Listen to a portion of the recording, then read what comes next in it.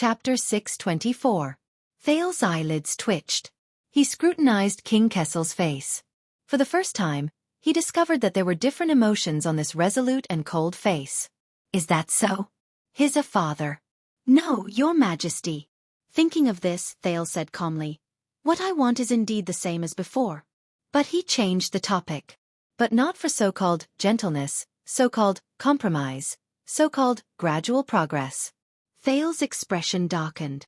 At least this time, it's not. King Kessel's table knife cut the next piece of food and knocked it against the plate with a crisp sound. Then what is it for? The king mocked. Could it be that this dinner has really changed you? Thales looked at him silently. At that moment, he was filled with emotions. Do you still not understand, your majesty? The prince lowered his head, picked up his spoon and sighed. You can't defeat them. You can't do it alone. Thales stared at his spoon, watching it dig out a piece of food. You need me. You need me. King Kessel was silent for a while. Isn't it too late to ask for peace now? Hearing this, Thales could not help but smile. But his smile was a little bitter. Ask for peace. Who said I'm asking for peace? Thales raised his head, his expression gradually turning cold. I'm here to declare war on you, your majesty. At that moment, the king's table knife knocked against the plate. Kessel slowly raised his head and looked at his son. What? Thales's expression was gloomy and his tone was solemn. From today onwards, your majesty, I will give you a weapon that has never been seen before. I will truly help you succeed. Across the table, King Kessel stared at him coldly, his expression unfriendly. Amoliai's bargaining chip, it is no longer in your hands. Thales shook his head. No, not the orphan daughter of the Amolai family, the prince said nonchalantly. That's at most a bonus. A bonus? Thales nodded. Yes. Just like the Sand King, it was just a beginning. It was a bumpy wagon at the beginning that deviated from the path, but it was eventually pulled back to the right path by us. King Kessel did not speak. He knew that Thales had more to say. As expected, in the next second, Thales' expression became stern. In order to defeat them and your slippery and unpredictable opponents, your majesty, you have to change your strategy. You can't just charge around with your strength anymore. You can't be so aggressive anymore. You can't wield your sword aimlessly anymore. You can't be alarmed every night. Thales said in a low voice, you need them to jump out, stand up and shine. You need them to be lax, to be careless, to make mistakes. You need to understand them, control them, and numb them.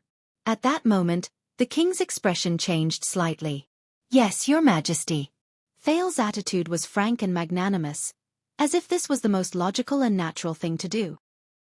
In Constellation, in this mess left behind by the virtuous king, the situation is so clear that there is no way out. What you truly need, what you lack. In the next second, Thales's expression became stern, and his voice suddenly turned cold. It's an opponent. An opponent who can stand up to you as an equal. At that moment, Kessel V's eyes suddenly widened. Thales looked at the king from afar and actually felt a strange sense of calm and relief. That's right. Since ancient times, swords could not escape from their sheaths. What he wanted to become was not a sword. It was a sheath. And this opponent, he must be like you, strong enough, noble enough, able to summon heroes to shake the kingdom. With his existence, Thales did not continue, but glanced at King Kessel tentatively. For the first time, the Iron Hand King, who always said what he said, replied in a low voice. I'm listening. Thales sighed in his heart. He found it. Receive the enemy, observe the enemy, deal with the enemy. In this hurried and arduous battle with King Kessel, Roland's heart sank. He charged, fell, resisted, was defeated again and got up again and again. Finally, he came to the last step.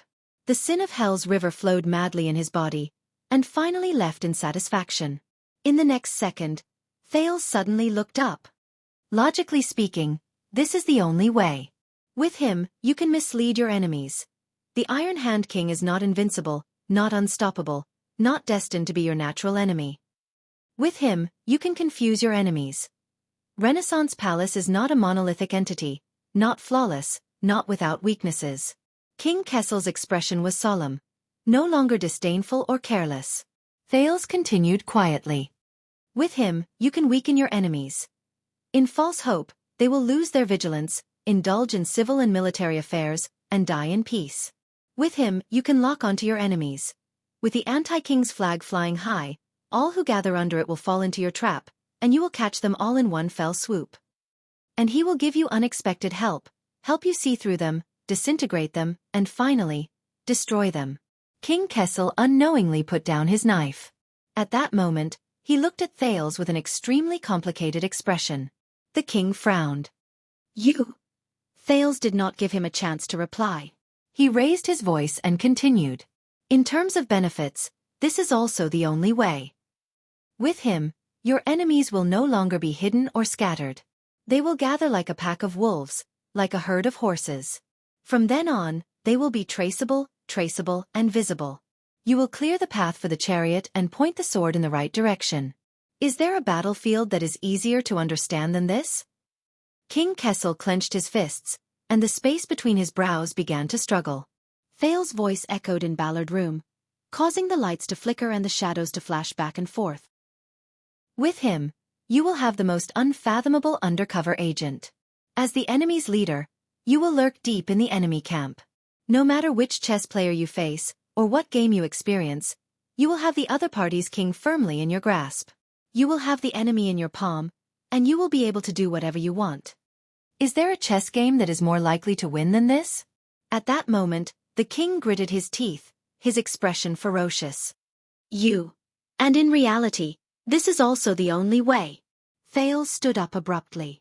Today, I have committed treason, brought my sword to force the king to abdicate. I have done wrong, and I have almost rebelled. Thales looked down at the king, who was in disbelief across the long table. For the first time, he felt that the king was hiding behind the long table. At this moment, no matter how much the Secret Intelligence Department tries to cover up any loopholes, the news has long spread throughout the capital, and will soon sweep through the entire country. No matter how kind and filial we are in the future, there will always be people who will remember the rift between the king and his heir, and the scene of our confrontation as ruler and subject. They will try to take advantage of the situation and make things difficult for us. Thales' voice became gloomy. Our relationship has long been irreparable. All the efforts you've made for the kindness of a father and a filial son have been wasted. They are meaningless. King Kessel's expression changed several times. He reached out and clasped the table tightly. If that's the case, Thales was expressionless and his tone was cold. Why not make the most of it, make use of this matter? Why not push the boat with the current, and ride the wind and waves? Ride the waves? The Iron Hand King breathed with difficulty and squeezed out words through his teeth. You? So, for the sake of reason, for the sake of interests, and for the sake of reality, your majesty. Thales looked at him quietly, seemingly righteous, but also cold and ruthless. I, Thales Jadestar. I am destined to be your enemy. His voice faded away. The atmosphere in Ballard Room seemed to have returned to peace. It was incomparably quiet and comfortable. Comforting. After a few seconds, King Kessel recovered from his shock and questioned him in disbelief. Do you know what you're saying? Thales let out a long breath. Strange. He smiled slightly. More or less. No. The Iron Hand King interrupted him with suppressed anger. You don't know. King Kessel took a deep breath and adjusted his breathing. On the surface, you want to break off all ties with me, clearly oppose and denounce me, stand as an equal with the Supreme King, walk into that sinister and greedy camp, become brothers with the enemies of the kingdom, speak up for them, and become their flag and hope? Behind my back, you are going to conspire with me. You are going to be my spy against your conscience. You are going to work with the tyrant. You are going to destroy your previous stance and foundation. You are going to sell your soul to the royal power. You are going to be at the king's beck and call, and you are going to stab me in the back countless times? The Iron Hand King gritted his teeth, as if he was looking at the biggest bastard in the world. Do you know what this means? Why? Why was he so surprised? Was he not the one who created this situation? Looking at King Kessel's expression, Thales chuckled. It was very strange. When this moment really came, the emotions he thought he would feel, resentment, grievance, indignation, sadness, loss, all disappeared without a trace. All he could feel was a boundless deathly stillness. It's funny, I have a friend who taught me a lesson. Thales smiled, thinking of his former old friend. He said wistfully, betrayal is the true meaning of an alliance. What was equally strange was that, in addition to the hatred and disdain, he suddenly missed that ugly woman a little at this moment. So this was how she felt. King Kessel's expression changed again. But this time, he suppressed the excess emotions and tried his best to return to being the calm and rational king from before. Do you know the price and the worst consequences of this proposal of yours? The Iron Hand King's eyes were burning. If you take this as an expedient measure to brush me off, hoping that the two sides will waver, or even be fickle and gain from the middle, then you are gravely mistaken. Thales pursed his lips, feeling that the air in Ballard Room had finally begun to flow. You better understand. At this moment, the king was extremely serious, and there was a hint of threat in his words. This is not some chess game or game. This is a real war.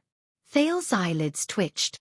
And anyone, no matter what his name is, how high his position is, how much power he has, whether he is wise or brave, aggressive or gentle, if he thinks he is infallible and dares to stand in the middle of the battlefield.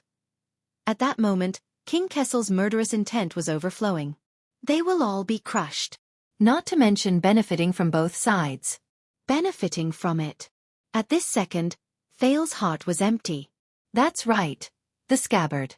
Thales silently said to himself, not only to face the wind and frost outside the scabbard, but also to endure the sharpness within the scabbard.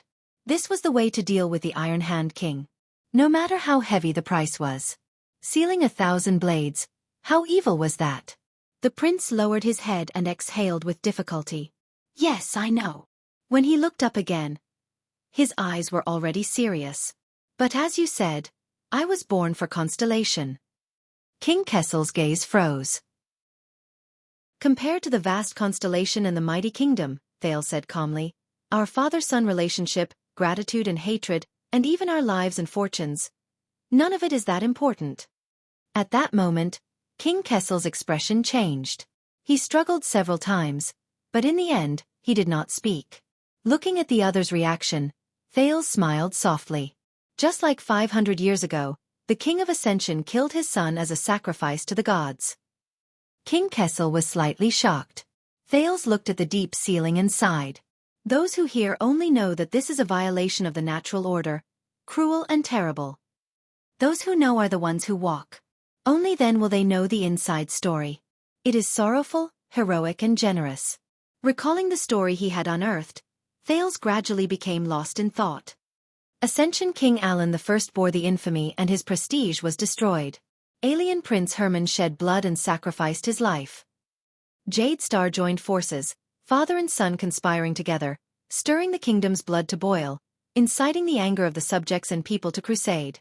Finally, they knocked down Sunset Temple, which had dominated Constellation for 200 years, from its altar, causing it to split and decline, never to recover. At that moment, the room was extremely bright, and the words were powerful. And King Kessel's gaze changed. This version of the story has always been a royal secret. How did you know?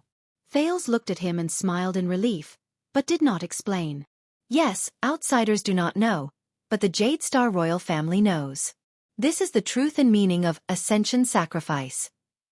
With the blood of the son and the grief of the father, strip the ribbon of divine power from the king's scepter. In the next second, Thales' expression became solemn. Let me show up, your majesty. Let me become your enemy. Your spy, your chess piece, your bargaining chip. Your sword. He placed his hands on the table and looked straight at the king. In this way, I can help you achieve your wish. Not just Sand King, not just Western Desert, but all of the kingdom. At the end of the long table, King Kessel stared blankly at the teenager in front of him, swallowing several times. Perhaps the entrance and exit of the guard captain made the lights burn brighter. The chill in Ballard Room gradually dissipated and warmth returned. As I said, father, when you are overwhelmed by the weight of the crown, you will not be able to breathe. At that moment, the prince's gaze was aggressive. I have come to save you. For this, I will stake my reputation, my life, and my future. To help you achieve the unprecedented greatness of the kingdom. Thales clenched his fingers into a fist and punched his chest. The scar that was burned many years ago seemed to be heating up again. This is my real bargaining chip today. He looked at the speechless king and said in a low voice, "It has already taken shape since I openly broke into the palace and rebelled under the eyes of the entire kingdom, and completely broke off relations with you at the imperial conference. And you have no reason to refuse." Thales punched his chest, his gaze cold. "Accept it, and you will gain unprecedented benefits. The dilemma is no more, and the solution is easy. The road ahead is wide open and new."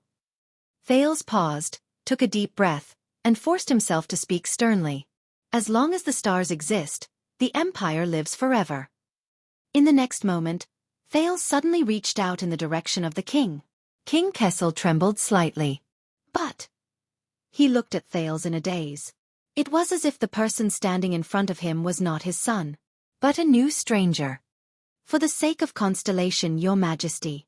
The teenager raised his palm, his tone firm and his gaze fearless. "Let us be enemies with each other." The secret chamber was deep, but the king did not answer. His breathing was disordered. "Kessel Jadestar." Thales was unmoved. He continued to stare at the man in front of him. "What do you say?" The lights flickered. Kessel did not answer. He looked dazed. "Iron Hand King." Thales' expression was deep. He dragged out his words and lowered his tone, making people uneasy. "What do you say?" The Iron Hand King did not answer either. His whole body was stiff. "Father." At this moment, Thales' eyes were sharp. He shouted at the top of his lungs, "You! What do you say?" After being locked in the small dark room for so long, this was all he had until New Year's Day. End of this chapter. Chapter 625. It was late at night, and the temperature was getting colder. In the corridor outside Ballard, the royal guards arranged as few people as possible for the sake of secrecy, and as many as possible for the sake of abundance. They formed the most efficient and strictest defense and siege formation, filling every corner within sight. The guards in the innermost circle maintained absolute silence and concentration as they waited for the enemy to arrive. They were all experienced and capable elites transferred from the 6 wings. They stared at the door of the imperial conference room as they pressed their hands on their weapons. It was as if what was locked behind the door was the most mysterious, cruel, and terrifying beast in Renaissance Palace. It was grinding its teeth and claws, growling, and could break through the door at any time to devour people. But they could not be timid, let alone retreat. They were the Emperor's Praetorian Guards. They had an oath that they would guard this door until the Emperor's order reappeared. Or the minister would rest. Lights flickered in the corridor. As time passed, anxiety spread in the air, and the fingers on the hilt of the swords became tighter and tighter. But the heavy stone door remained motionless and silent. In the face of countless increasingly sharp gazes, it was unperturbed. It fulfilled its duty and locked all the beasts behind it. Just like the past 600 years. 6 doctors who specialized in trauma first aid, toxicology, and pharmacology were urgently summoned by the court baron and ordered to wait outside. Confused, they were anxious but did not dare to ask questions. They could only force themselves to stay alert in the suffocating atmosphere and tremble in the endless speculation and prayers. They were also waiting. Behind the third row of guards, a few nobles were calm and collected. They could even pace leisurely and talk in low voices.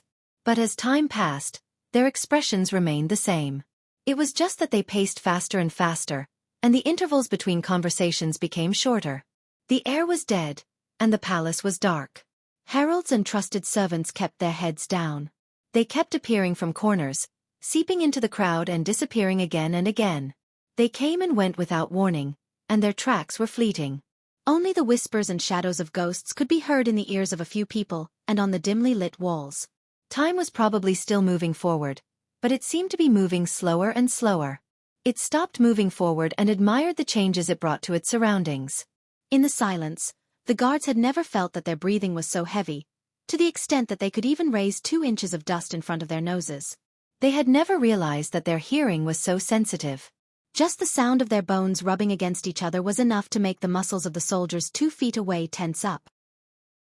And their eyelids were so afraid of loneliness that they would bump up and down every once in a while to greet each other, for fear of being left alone.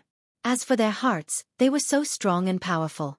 As a result, When the heartbeats of hundreds of people in the palace gathered together and became faster and heavier, it felt as if a huge monster known as Renaissance Palace had just woken up from a long slumber and was slowly waking up. And that stone door, which everyone stared at with rapt attention, was the ferocious eye that was about to open. This made everyone tremble with fear. What happened? What would happen? What if? What should they do? Should I swing my sword? Or should he back off? The political knowledge gained from years of guarding the palace allowed the royal guards to force themselves to remain calm, but at the same time, they could not help but feel uneasy. They wanted to turn their heads, look at each other, and exchange their emotions. At the very least, they could find some comfort in the same doubts. They could get rid of their confusion and loneliness when they were led by their own kind. But the guards' orders were clear. This sword will only be brandished for the Emperor's edict. It will only be broken for the Emperor's edict. There is no other use for it. The habit that was engraved in their bones and formed through countless training sessions made them restrain themselves and remain vigilant. This made them force themselves to get rid of all distracting thoughts and focus their gazes, which had become a little unfocused because of the long wait. They placed their gazes on the heavy stone door that they had guarded countless times but had never once made them this anxious or nervous. Asterisk boom. Asterisk everyone trembled at the same time. The dark stone door, which seemed as if it would never open again, suddenly cracked open from the center. Asterisk boom. Asterisk the huge beast opened its eyes. That was everyone's first thought. With a mechanical and unpleasant sound of friction, the stone door slowly opened to the two sides like a pitch-black eyelid. A golden-red brilliance shone from the crack of the door. It was like the brilliance of a lamp, but also like the bright red of blood. In just a few seconds, the stone door stopped. It only opened a crack that allowed a single person to pass through. It shone with a golden-red brilliance, just like the half-opened eyes of a beast. It looked like it was asleep, but not asleep, as if it was not awake. It was as if the huge beast was immersed in a nightmare. Cold wind assaulted them from behind the door. The royal guards in the first row were extremely vigilant. They took a step back together. This door of Renaissance Palace. It's quite heavy. The huge black beast in front of them opened its deep and ominous mouth, and its voice was deep and mocking. But it doesn't move. An even darker black figure peeked out from the narrow beast's eyes. He pressed against the stone door on both sides, panted, and sneered softly. What do you think? The royal guards instinctively stretched out their hands and moved. They unsheathed their weapons and formed a formation. As he watched this scene, the black figure in the middle of the door was silent for a while before he sighed. All right. The black figure turned his body sideways and squeezed through the narrow crack of the door. If you don't want to help, then forget it. I'll do it myself. The black figure gritted his teeth. His face contorted as he forced his way through the crack of Ballard Room's door. Only then did the light illuminate his face. Prince Thales came to the corridor with a pale face and looked at the surging heads in front of him. Everyone looked at him as if they were facing a great enemy. Wow. I'll believe it even if you say that they're here to hunt dragons. The exhausted teenager turned his head to look at Ballard Room, then at the royal guards in front of him. He felt a little resigned. He walked out of the treacherous and dangerous hall. He walked into the heavily guarded encirclement. This scene seems familiar? After sizing up the prince's body, the guards in the first row only stayed silent for a moment before they pressed their swords together and moved forward. Steady! Chief Guard Captain Adrian's voice rang. He pushed through the crowd and patted his overly nervous subordinates from time to time to make them relax. It's okay. Relax. Relax. It's over. Adrian's voice seemed to have a soothing power. Wherever he went, the blades of the swords would be lowered. Your Highness, it's only been 15 minutes. The captain welcomed Thales in a relaxed manner. As he spoke, he looked at Ballard Room through the crack of the door. I was just about to go in for dessert. There's no need, Lord Adrian. Mealtime is over. Thales exhaled and placed his hand on Adrian's shoulder without hesitation. He moved sideways and squeezed his way through the stiff postures of the people around him. He squeezed into the royal guard's lockdown formation. Adrian saw the situation through the crack of the door. He frowned and turned his head around. Then all of you. Don't worry. Thales waved his hand nonchalantly. In case you're curious. In the face of the guards who remained vigilant and suspicious, he took a deep breath, placed his palms by his mouth, and roared at the ceiling. "The king is not dead." Thales used the sin of Hell's river. This time, his voice was like thunder, and it could be heard clearly in the entire corridor. The lights flashed, and there was a commotion in the crowd. Thales patted the 2 royal guards in front of him, who looked shocked. He pushed them away tiredly, and did not forget to add something that made the people around him change their expressions again. "He's not dead yet." Adrian frowned. He glanced at Thales' back, but still turned his head around. He signaled his subordinates to open the stone door and enter Ballard Room to ask for the king's permission. "Your Majesty." On the other side, Thales squeezed past the surprised or nervous people. He did not care whether they were servants, doctors, guards, or guards. He said loudly without any scruples, "If you're waiting for the king to give the order to capture or release me, don't even think about it. He doesn't dare to capture me, because I have something on him." The crowd's surprise and commotion grew louder. "He can't release me, either, because he's the king." Thales squeezed past the 3rd row of guards, and was gratified to see that they had begun to consciously make way for him. "So please everyone, be kind and understand the king's difficulties. Just pretend that you didn't see me." The guards were in disbelief. They either exchanged glances or asked for help from their superiors. But the chief guard captain was still in Ballard Room, and their efforts were naturally futile. Excuse me. Thales walked forward under countless people's surprised and wary gazes. As he cleared the clouds and saw the sun, he spoke listlessly. "The event is over. I have to catch the subway home. I still have to go to school and work tomorrow." But just as he was lamenting why this group of sweaty and smelly men did not know how to make way for him, Adrian walked out of Ballard Room and solemnly ordered, "Royal Guards, everyone present today, report to your immediate superiors. Return to your posts and stay overnight to work overtime." The guards were stunned, and there was another wave of commotion. Adrian glanced at Thales from afar and said with a complicated expression, "We still have paperwork." Thales watched with satisfaction as the guards who filled the corridor finally dispersed. Many of them could not help but look at Thales before they left. Their gazes were as if they were looking at a monster, and their gazes were filled with surprise, wariness, and doubt. "Your Highness, I'm glad you're safe." Thales stopped in his tracks and looked at the nobles in luxurious clothes in front of him. "Sir Cullen, Prime Minister." The prince heaved a long sigh as he looked at the old duke, who was smiling from ear to ear, and the ministers around him, who had complicated expressions on their faces and were hesitant to speak. "And you, Advisor Sauter, Chief Kirkirk Viscount Kenny. Have you been standing guard here?" "Of course not." Prime Minister Cullen looked elated. He happily patted his bulging belly. "I just came after eating. I wanted to slip away but this bunch wouldn't let me." Kirkirk, who was muttering in frustration. "After all." The Prime Minister rolled his eyes and gestured towards Ballard Room. "The meeting isn't over yet." Thales nodded. His gaze swept past the Prime Minister to the other ministers behind him. He noticed that Gilbert was not among them. "So it's over now," the teenager said calmly. But Advisor Sauter, who had been watching him, had the wrong impression. The prince's words left no room for doubt. "Your Highness," Kenny, the Minister of Trade who had been watching Ballard Room, hesitantly said, "You and His Majesty, he—" "Nothing. I got bored so I picked a fight with him," Thales said nonchalantly, his face beaming. "That's all.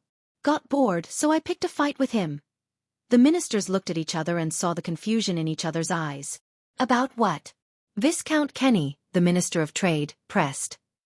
"Your marriage?" Thales snorted softly. "Yes, I guess he won't force me to marry someone I don't like anymore."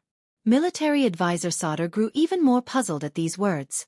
Compared to that morning, this teenager who had just walked out of Ballard Room felt unfamiliar to him.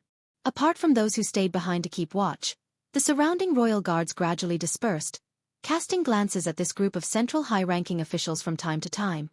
"I see," Viscount Kenny persisted. "Then may I be so bold as to ask, the candidate you rejected, which family's young mistress is from?" Thales exhaled, feeling inexplicably irritated. Who cares whose family it is? Fortunately, the smiling Duke Cullen interjected in time and personally took over the topic that the already exhausted Thales was extremely annoyed about. "Then I'm sure you won't mind considering my granddaughters?" Thales smiled perfunctorily. Seeing that most of the people around him had dispersed, he did not intend to waste any more time. His Majesty has said that today's Imperial Conference shall end here. If it's time to disperse, so be it. As soon as he said this, everyone was surprised. That's great. The drowsy Kirkirk suddenly opened his eyes. He snapped his fingers happily and said gratefully, I knew it. Advisor Sauter frowned. But we still have business. I know, Thales interrupted him with a wave of his hand and said impatiently, there's still business to discuss, right? Thales looked towards Ballard Room, at the faintly discernible figure, and sneered. About substitute service, tax payment, Western Desert, the expansion of the regular army, the reduction of conscripts, and so on. He spoke carelessly and without bothering to conceal his volume. This caused the expressions of all the officials, including Sauter, to change drastically. Your Highness, be careful with your words. The military advisor interrupted Thales and looked around nervously. This is. Thales slapped his forehead, as if suddenly enlightened. Oh right, this is a secret of the kingdom. The prince turned his head lazily and said loudly to the few royal guards who were still present, that's a secret of the kingdom. Everyone, you didn't hear anything. Didn't hear anything. Did you hear anything? You didn't hear anything. The guards turned around in bewilderment, not understanding what was going on. Aware of the pros and cons, the officials looked at each other with ashen faces. Sauter was even more astonished. Ayaya, you might not believe this. Prime Minister Cullen interrupted the conversation at the right time. He was in high spirits.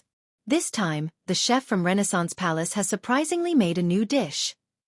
After working hard for so long, Thales, who just wanted to find a flat ground to lie down on, no longer wanted to feign civility with him. He faked a smile and said, very well, good night. Without looking at the Duke of Eastern Sea's expression, he turned and left.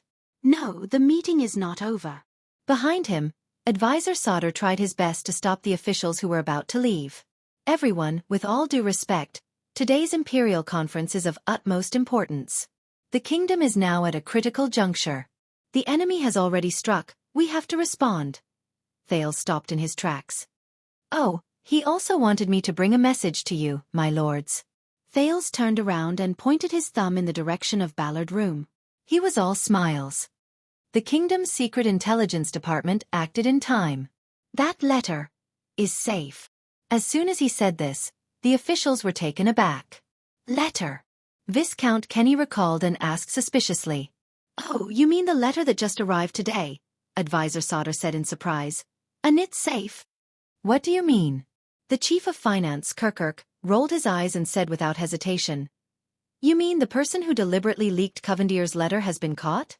The officials shuddered in unison. Kirkirk. Sorry, I spoke too quickly, Kirkirk said nonchalantly as he turned around. But this person from the Secret Intelligence Department said they couldn't. The chief's expression changed. He turned around and looked around.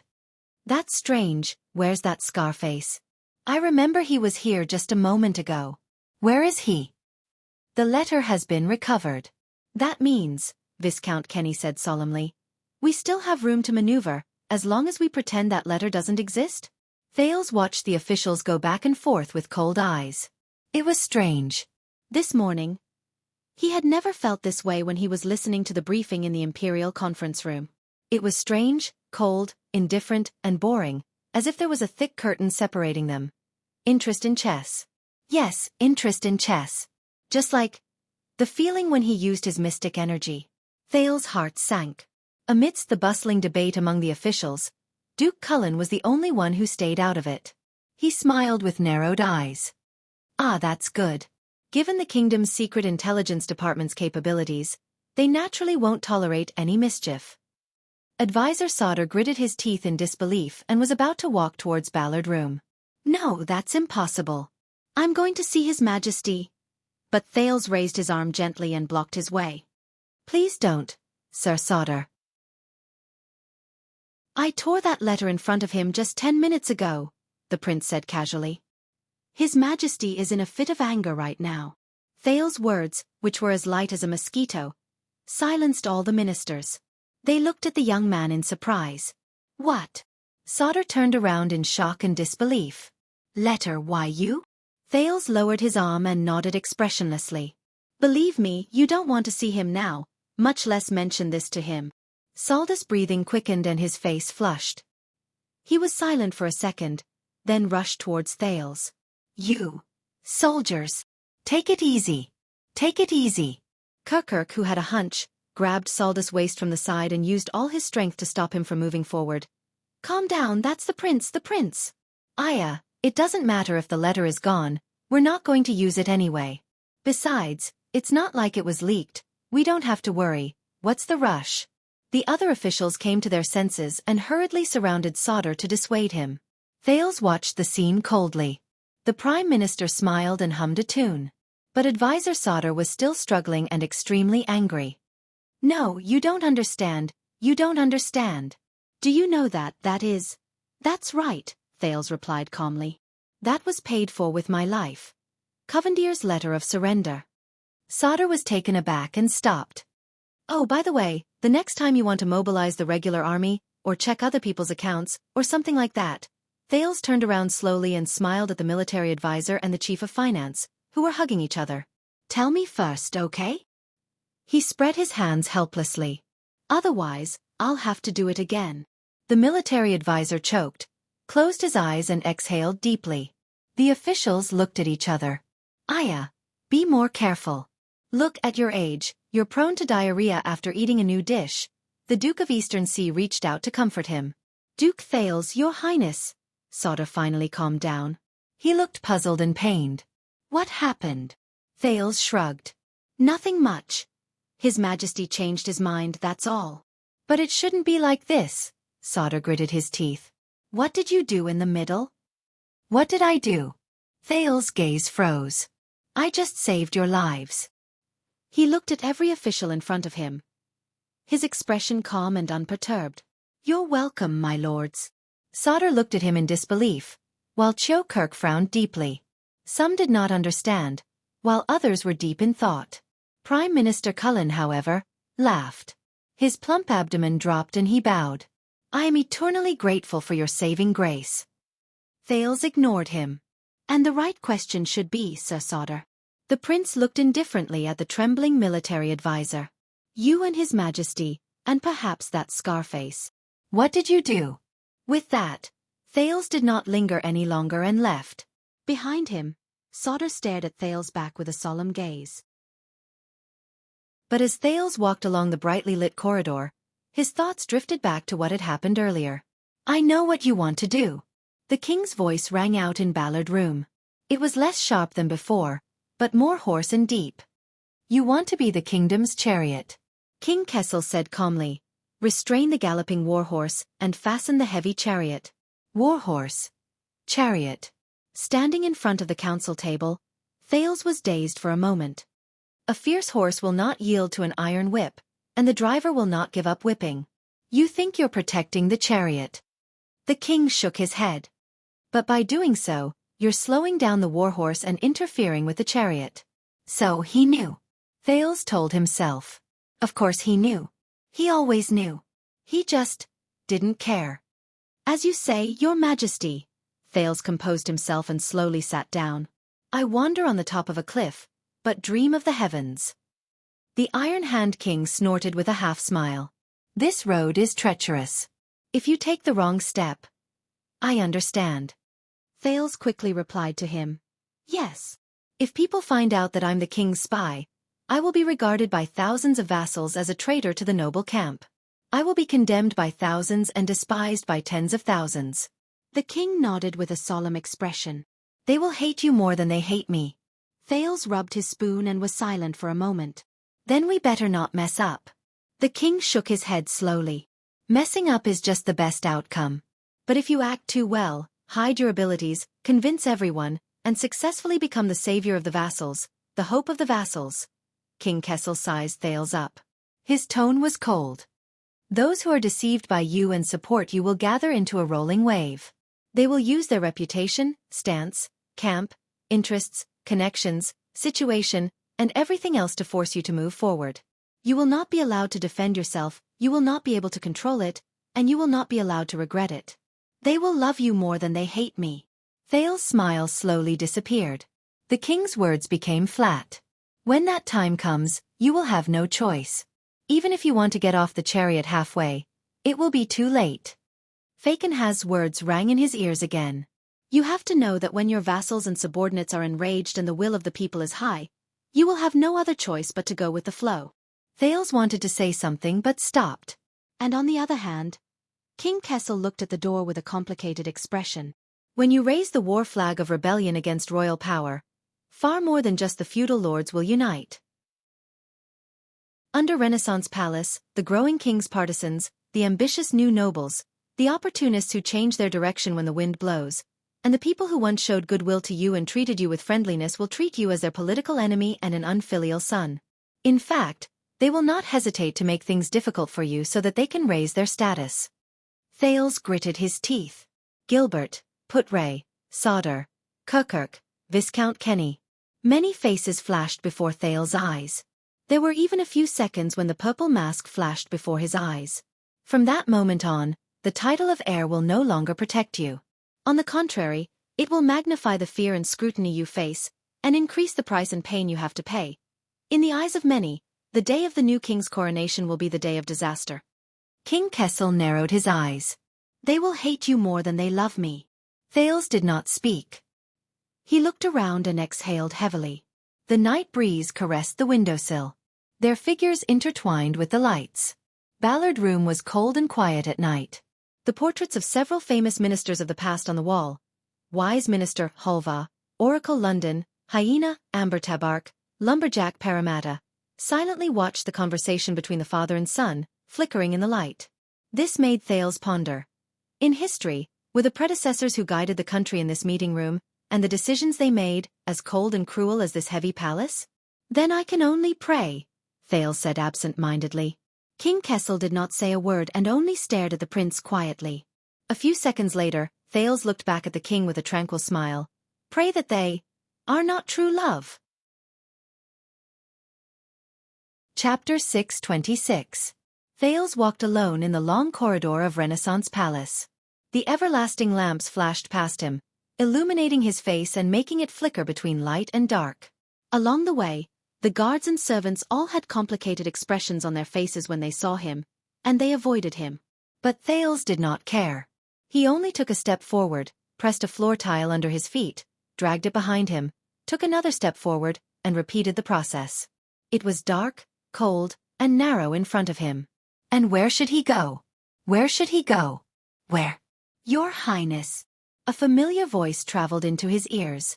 Thales stopped in his tracks. He turned around and turned his head back from the darkness and cold. He flashed a gentle smile and nodded slightly. Gilbert, I thought you left first. The Foreign Affairs Minister came in front of Thales with his staff and bowed respectfully to the prince. He was meticulous in his actions. It was as if they were meeting for the first time. You know that I will not leave. Gilbert stared at him. His words were filled with gratification and absent-mindedness. Before you and His Majesty. Thales did not speak. He only smiled faintly. Gilbert and Thales' gazes met in the air. One of them had complicated feelings, while the other had subtle feelings. They faced each other in silence for a full 3 seconds. The person beside Gilbert, the Archdeacon of Sunset Church, Guy Stylianides, smiled when he saw this. He tactfully took a few steps back to give them some space. Gilbert flashed an apologetic smile at his friend. He then turned his head around and hesitated to speak. So, His Majesty. Thales nodded. There was not a hint of emotion in his voice. He let me go. That's it? Gilbert looked surprised for a moment. Forgive me for being blunt, but His Majesty did not know the royal guards did not. No. Thales tried his best to make the hint of mockery in his words less obvious. I guess that His Majesty is tolerant and kind, and loves his children like his people. The two of them were quiet for a while, and both sank into deep thought. Is that so? Gilbert did not care about the small flaw in his words. The Foreign Affairs Minister exhaled and mumbled absent-mindedly, That's good, that's good. Thales did not say anything. At that moment, he suddenly felt that the cunning fox of Constellation had aged a lot. However, the scene of Gilbert calmly driving the carriage with a lantern and bringing the dirty and pathetic child beggar into Mindy's hall felt like it was only yesterday. Right, it's quite a coincidence. Gilbert snapped out of his daze and smiled again.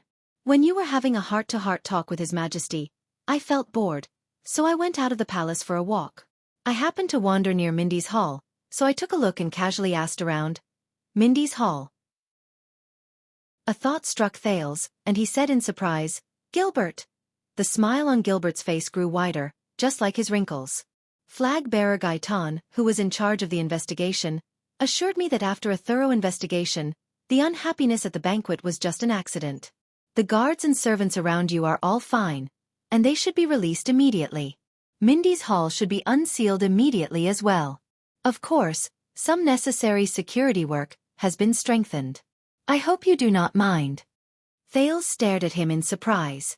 From here to Mindy's hall, you cannot reach it merely by strolling. Constellation's cunning fox's expression did not change. Looks like I'm not old yet. My feet are fast enough. Thales did not speak. Gilbert suddenly thought of something, and his eyes brightened. By the way, I ran into Vanguard Mariko in the corridor just now. He was with your subordinates, the ones who followed you into the palace, including Wuxia. I also asked around. He and them, got along quite well, and they had a pleasant conversation. Thales was silent for a long time. His emotions were complicated. Thank you. Gilbert shook his head. His smile remained the same as before, and he looked behind him. Thank Guy. I did not want to say this, but I am thankful that the people still believe in the holiness and majesty of the sunset goddess, and that they gave extra respect to the archdeacon. At that moment, Thales felt a suffocating feeling in his chest. Gilbert. The foreign affairs minister turned his head around and sighed. And I hope that this will make you feel more at ease.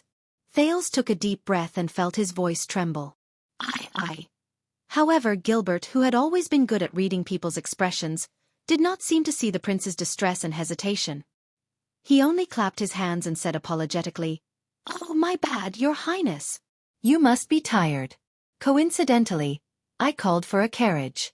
Why don't we go back together? Gilbert. Thales had no choice but to raise his voice and use all his strength to interrupt him. Aren't you curious? The prince's breathing quickened. He glared at his teacher. About why I broke the rules and barged into the palace. Why I disobeyed the king. Gilbert paused. The smile on his face slowly faded away, and he lowered his head in silence, as if he was avoiding Thales' gaze. Thales took a deep breath. And what I said to His Majesty just now. This is not a joke. In Ballard Room, Thales quietly listened to King Kessel's words. Whether you succeed or fail, if you are not careful and make the slightest mistake, you may be overturned by the warhorse and abandoned by the carriage. Not only will you never be able to be crowned, you will also have enemies everywhere. You will be surrounded by enemies, and even your life will be in danger. Surrounded by enemies and in danger. The king's warning was clear in his words. When that time comes, the nobility of the Jade Star family will not be able to save you. The vastness of Constellation will not be able to accommodate you. Even the king. King Kessel paused for a moment. He looked at the staff of Constellation leaning against the chair with a complicated expression. Will not be able to protect you. The king will not be able to protect you. Thales' gaze froze, and Asda's words echoed in his mind. What I am looking forward to, Thales, is not your ultimate success. Instead, you will be caught between your own nature and the gazes of others. In the end, you will be torn apart by conflict, destroyed by conflict, and devoured by regret. Then what if? After a few seconds, the teenager raised his gaze, and his smile was a little stiff. Do you think Dragon Cloud City will accept political asylum? King Kessel did not respond to the joke. His gaze was profound, and no one knew what he was thinking. All right. In the end, the teenager sighed, and the relaxed and joking expression on his face disappeared. It seems that you really do not have a sense of humor. The king stared at him without saying a word. It was night, and the lights were dim. Two shadows facing each other were cast on the stone floor, and extended to the walls. They were dark and cold. Bottomless. That is for me, Your Majesty. The prince snorted softly, and focused his gaze on the spoon in his hand. Please, be healthy and live to a ripe old age. King Kessel's gaze flickered. At least finish the show, don't quit halfway, and leave me alone on the stage, unable to defend myself." At that moment, Thales looked at King Kessel, but he thought of King Nuvan, and his head that rolled in a pool of blood. "Believe me, the feeling of a person's curtain call," Thales said emotionally with lingering fear in his heart. "It's not that good." Kessel did not reply. Perhaps it was because it was late at night, and the lights in the room became soft. The light and shadow between the two were no longer as sharp as the edge of a sword, and they were clearly separated. Instead, they were one, and light and darkness coexisted. "You know," King Kessel suddenly said, "you could have not done this." Thales' gaze shifted. "You could have behaved yourself, followed the rules, not revealed any attitude, not got involved in any trouble, and not acted impulsively like you did at the banquet and today. Your actions were shocking. Then you would have worn the 9-starred crown and ruled over the entire kingdom," the Iron Hand King said softly. "It was only a matter of time." The 9-starred crown. Thales' breathing stopped. The word seemed to have magical power. It seeped into Thales' brain from the air, and became a constantly growing thought. "When that time comes, the whole of Constellation will be ruled by you. The whole of Constellation will be ruled by you." The king's voice was long and deep, with an indescribable meaning. The teenager tightened his grip on the spoon in his hand. "It's too late." Thales shook his head, dispelling the thought that he should not have. "I openly broke the ban and barged into the palace so that everyone could see it. It's too late to turn back now, and put on a show of family harmony, fatherhood, and filial piety." The king did not care. "That's not important," Thales shook his head. "No, besides, if the kingdom falls before I'm crowned." But the Iron Hand King's voice drowned him out. "That's not important." Kessel V leaned forward, and his aura was oppressive. "What's important is that at that time, you will no longer be held back, and you will have nothing to worry about. You can overthrow the old system, set things right, push all the blame onto the Iron Hand King, use my mistakes to strengthen your rule, and use my brutality to set off your benevolence, just like the virtuous king after the Red King." Thales found that his breathing was speeding up. "Then, piece the kingdom together into what you want." The king's words were tempting. "Where Constellation goes, it's all up to you. Do as you please and do as you please. No longer held back, and I will have nothing to worry about." "Do as you please," Thales gulped. In a daze, he once again saw the young man with the crown, facing the towering palace wall alone. That familiar yet unfamiliar back. But this time, the young man stood behind King Kessel, dressed in a luxurious robe and had an extraordinary bearing. He looked down at the people in the capital outside the window as if he was examining a chessboard. His posture was calm, his expression indifferent. Thales' heart skipped a beat. But. He opened his mouth to speak, but it was difficult for him to speak. In the dead silence, King Kessel's voice reached his ears faintly. "When I was young, my mother said this before. The blood of the emperor's bloodline can only be as dazzling as gold and endlessly majestic in two places." Dazzling as gold and endlessly majestic. King Kessel slowly raised his head and looked at the portraits of famous ministers in Ballard Room. Legends. The light was dim, but the historical figures in the portraits were still vivid, looking at them with burning eyes. Never faded. Never moved. Thales pursed his lips tightly. The Iron Hand King lowered his head and knocked on his chair in a daze. "Throne." The night wind swept past the window. The everlasting lamp in the room trembled and leaned in the same direction. It was neat and uniform. There were no exceptions. Thales held his breath. 450 years ago, the alien star who questioned the church's scriptures became a legend. The King of Ascension ruled over Constellation and sat on his throne. In the cold wind, the king's gaze met Thales, and his tone was cold. "Which do you want to choose?" I understand, Your Highness." Gilbert only closed his eyes gently, but this action seemed to have used up all his strength. Thales frowned. "Really? You understand?" Gilbert let out a long sigh. "Yes." When he opened his eyes again, he seemed to have aged a great deal. "Whether it was during the royal banquet or after the investigation of Mindy's Hall, you were young and impetuous. It was only natural that you felt indignant when you were wronged." Young and impetuous. It was only natural that you felt indignant when you were wronged. Thales listened quietly and subconsciously clenched his fists. Is this the meaning of Gilbert's actions today? Gilbert tried his best to put on a smile. Obviously, during the 6 years in Dragoncloud City, you have gotten used to the way Northlanders interact with each other. That is why when you entered the palace, you were so...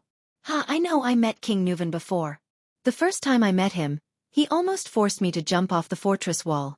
Northlanders, the way they express their opinions is always, very memorable. Thales did not speak. But the Foreign Affairs Minister only looked at him lovingly and kindly, as if he could tolerate all of his audacity.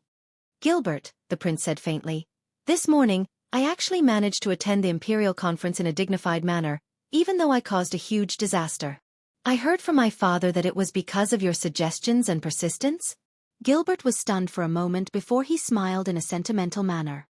You know, when I woke up this morning, I thought that there was nothing worse than a hangover, until I heard the news of you stepping forward bravely during the royal banquet last night. He sighed and said, Your Highness, I just feel that if there is any misunderstanding between you and His Majesty, there is no better way than to clarify it in person. And if you want to explain what happened at the banquet to His Majesty, then you should first show your face in front of all the lords during the Imperial Conference. They will more or less be of some help to you. Thales was silent for a long while before he forced out a sentence with great difficulty. Thank you, teacher, for all of this. Gilbert smiled in a gratified manner. He waved his hand. It is my duty. It is not worth mentioning. Thales felt complicated. He wanted to end the conversation and leave as soon as possible, but he could not help but blurt out, But you know, Gilbert, my actions today have consequences. Gilbert paused for a moment. No, listen to me, Your Highness. The Foreign Affairs Minister took a deep breath and said with a smile, Prince Thales yearns for freedom. He rebelled against the engagement and pursued true love, which is why he barged into the Forbidden Palace and interrupted the Imperial Conference. This is probably a classic love story that people are happy to see. It is romantic and bold, and it echoes with your experiences in Northland. He looked at Thales seriously. Everyone will understand. Thales frowned. But this is not what I wanted to say. Gilbert chuckled and raised his hand to stop him from speaking. But I do not suggest using the Lady of Blazing Blood as a cover. It will leave a bad impression, especially after she led the Northlanders to a great victory. Thales frowned even more. Gilbert, you know that my wanton attempt to force the abdication of the throne is tantamount to treason. Your Highness! Gilbert, who had always been gentle, suddenly raised his voice and interrupted him. This surprised Thales a little. Gilbert took a few deep breaths, and with great difficulty, his twisted face relaxed. I must admit that I was negligent just now. Gilbert forced a smile. It has been 6 years. Regardless of whether it is you, me, Eternal Star City, or even His Majesty, we have to go through a process of getting used to each other again. We should not be too hasty. But... Gilbert stared at him with eagerness and anticipation. Since you and His Majesty have cleared up the misunderstanding, then the biggest problem is solved, is it not? Thales stared back at him in a daze. He did not know how to answer. As for everything else, such as getting used to each other, we in the entire kingdom can take our time. Take our time. Unknowingly, there was a hint of a pleading look in Gilbert's eyes. Just like in the past. Just like in the past. This made Thales feel even more unfamiliar. He also felt guilty. What if it is not? Thales heard his own voice echoing in the palace. If I barged into the palace, it was not just because I felt wronged. He could not lie to him. What if His Majesty and I did not clear up the misunderstanding? He could not pretend that everything was fine as Gilbert wished. What if we cannot go back to the past? Gilbert became silent, and his eagerness disappeared along with it. Your Highness! The Foreign Affairs Minister sucked in a deep breath, as if he wanted to use this action to muster up his courage. What happened? Thales forced a smile. Let me put it this way. My conversation with him did not go well. Gilbert did not answer immediately. He sized up Thales, and there were a few times when he wanted to say something, but he swallowed his words. No, I mean... After hesitating for a long time, Gilbert's voice trembled a little. What happened to you, Your Highness? Thales looked back at him and maintained his smile. What? Something is wrong with you. Gilbert shook his head and stared at Thales with an incredibly complicated gaze. Compared to this morning, You are like a completely different person. If I did not see it with my own eyes, I would even suspect that you have been impersonated. Perhaps you are right. Thales thought in his heart. What happened to you after you left the palace? Thales was silent for a while before he answered truthfully. I went to Lower City District. Gilbert was stunned. Lower City District. But that is not where you... Yes. Gilbert was silent for a while before he said, You are rash, your highness. You must know that you have a noble status, and your every move is... But before he could finish speaking, he was interrupted by Thales' vague and absent-minded answer. I am afraid of him. Gilbert was taken aback. What? Thales looked at him and smiled. He then turned his head around to look at the end of the long and dark corridor. When I was still abroad, even though my life and wealth were in someone else's hands, and I was in a precarious situation, I was never afraid of the sinister vampires, the powerful born kings, or the ruthless Chapman Lampard. Yes, most of the time I was not afraid. But when I returned to the kingdom, I saw him. Thales stared at the darkness at the end of the corridor, and his mind gradually wandered off. Gilbert furrowed his brows.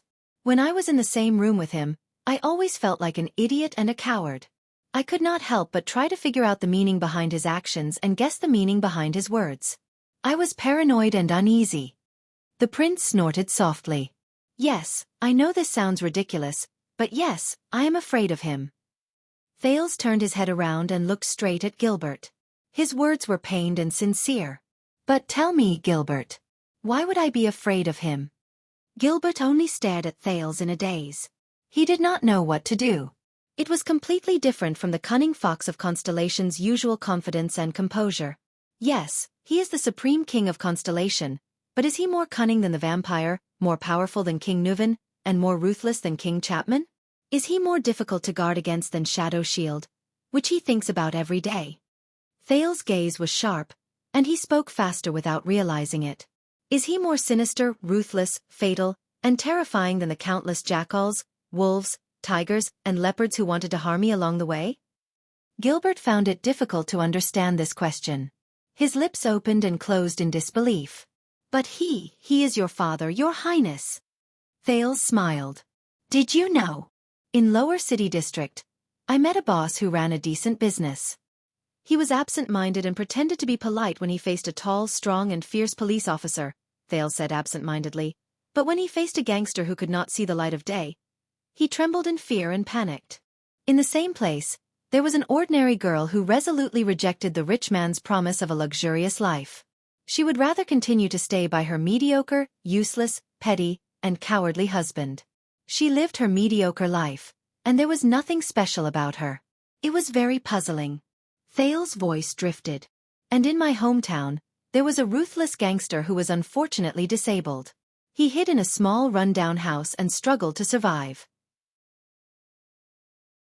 He gave up on himself, but he rejected the help of his friends in the gang. He would rather die than return to the Brotherhood, which had once given him a glorious and imposing presence.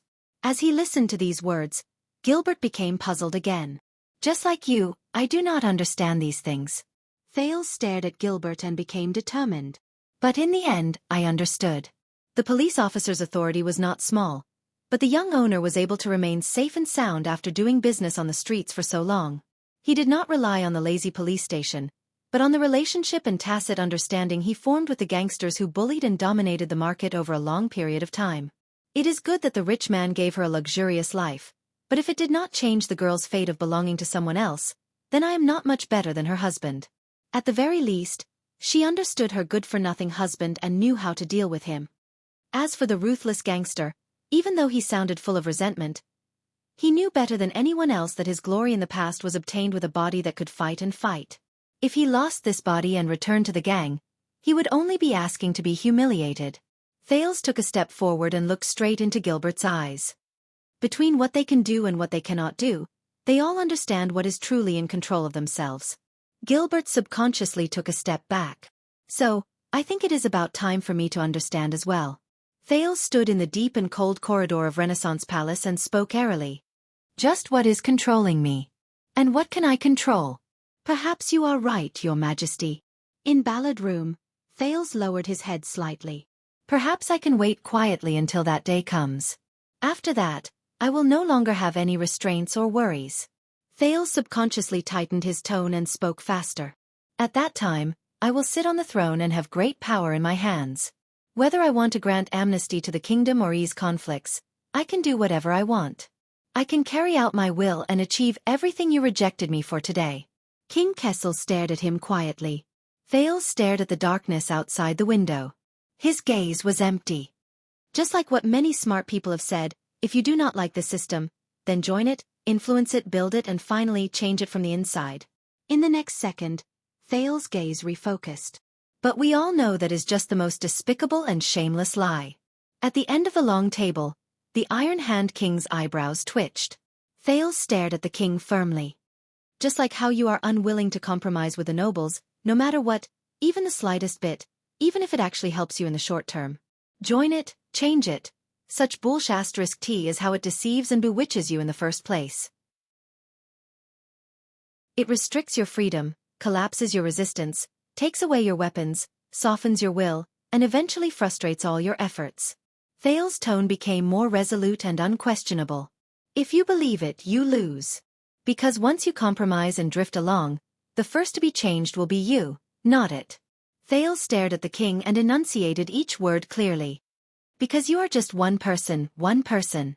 King Kessel stared at the prince silently. Expressionless, he suddenly spoke. It.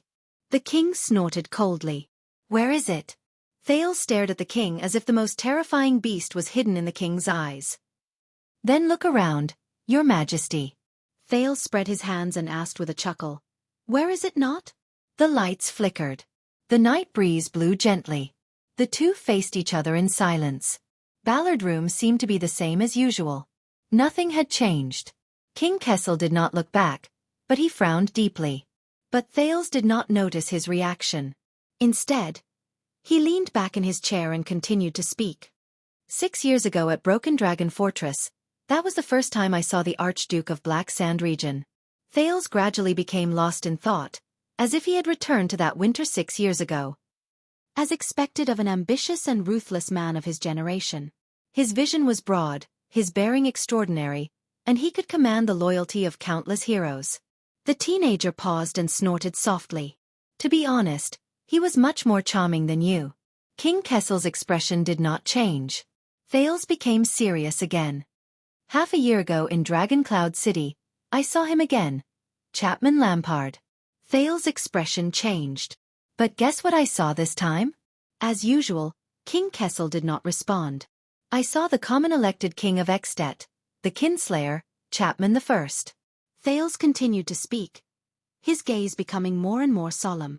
I saw him sitting in King Nuven's seat, starting to think, play chess, and set up plans like King Nuven. He began to enjoy the same pleasure as his uncle, entering the same perspective as him, walking the same path as him, encountering the same troubles as him, and falling into the same vicious cycle as him. The chains that once bound King Nuven were also slowly binding him. He was already panting and sweating profusely. Thales widened his eyes, as if he was watching the most incredible drama. King Chapman thought that he had successfully overthrown King Nuven and destroyed the latter completely by staking everything on his king-killing bid. At this point, Thales' eyes dimmed. Physically, yes. But spiritually, in terms of values, in a larger sense, Thales gritted his teeth. He did not. The teenager looked up abruptly and met the Iron Hand King's eyes. Because he had no choice but to be ruled by the values of the born king. He was imprisoned by his vision, oppressed by his methods and habits, and occupied by his way of thinking. He was haunted by Nuven's soul day and night, thinking what Nuven thought, doing what Nuven did. He was immersed in it, unable to extricate himself. Until he became Nuven's slave for all eternity. Just like how Nuven became the slave of the kings who preceded him when he was alive. At that moment, Thales suddenly thought of the Black Prophet in the kingdom's secret intelligence department. He sat on the wheelchair made of those demonic vines, relying on them to sustain his life, but was also firmly bound by them, unable to leave. 6 years, only 6 years. Thales' gaze was filled with rare sorrow and fear. I was surprised and saddened. King Nuven, who had been dead for a long time, only used 6 years to devour his nephew, the former Chapman Lampard, from the inside out, from head to toe. Not a single bit left. King Kessel still did not say a word, but his gaze was extremely serious. Among all the people I have met, Chapman is already a top-notch hero. Thales exhaled and was filled with emotion. Ever since the night of Dragon's Blood, he was clear that his enemy was not Nuven, but the things that once held Nuven back and defeated him. Enemies that were bigger, higher and more terrifying. He killed King Nuven not for revenge or profit, but to prevent another Nuven from appearing. Thales' gaze darkened as he recalled the meeting between him and King Chapman in the carriage. Thales, you know better than anyone that after 6 years, the ideal Extet is getting further and further away from me. Until he became Nuven's successor, wore the crown, sat on the throne, and replaced him as the second-born king.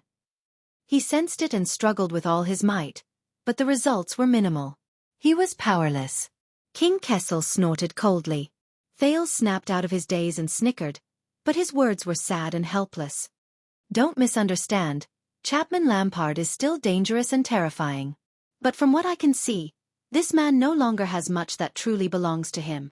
Thales stared at his plate with a complicated expression, watching the spoons sink into the soup. Since he had to compromise with reality and the rules, and bow to the joint ruling pledge. Since he, temporarily, gave up on his great idea. Then he was collared again, Thales said faintly, and became another Nuven the Seventh. King Kessel fell into deep thought and did not speak. On both sides of the long table, the king and the prince stood facing each other quietly. At this moment, Ballard Room was extremely quiet. Even the wind was no longer noisy, as if this scene could not be disturbed. Until Thales took a deep breath and looked at the Iron Hand King seriously again. In Constellation, I could not stand your methods and did not accept your will.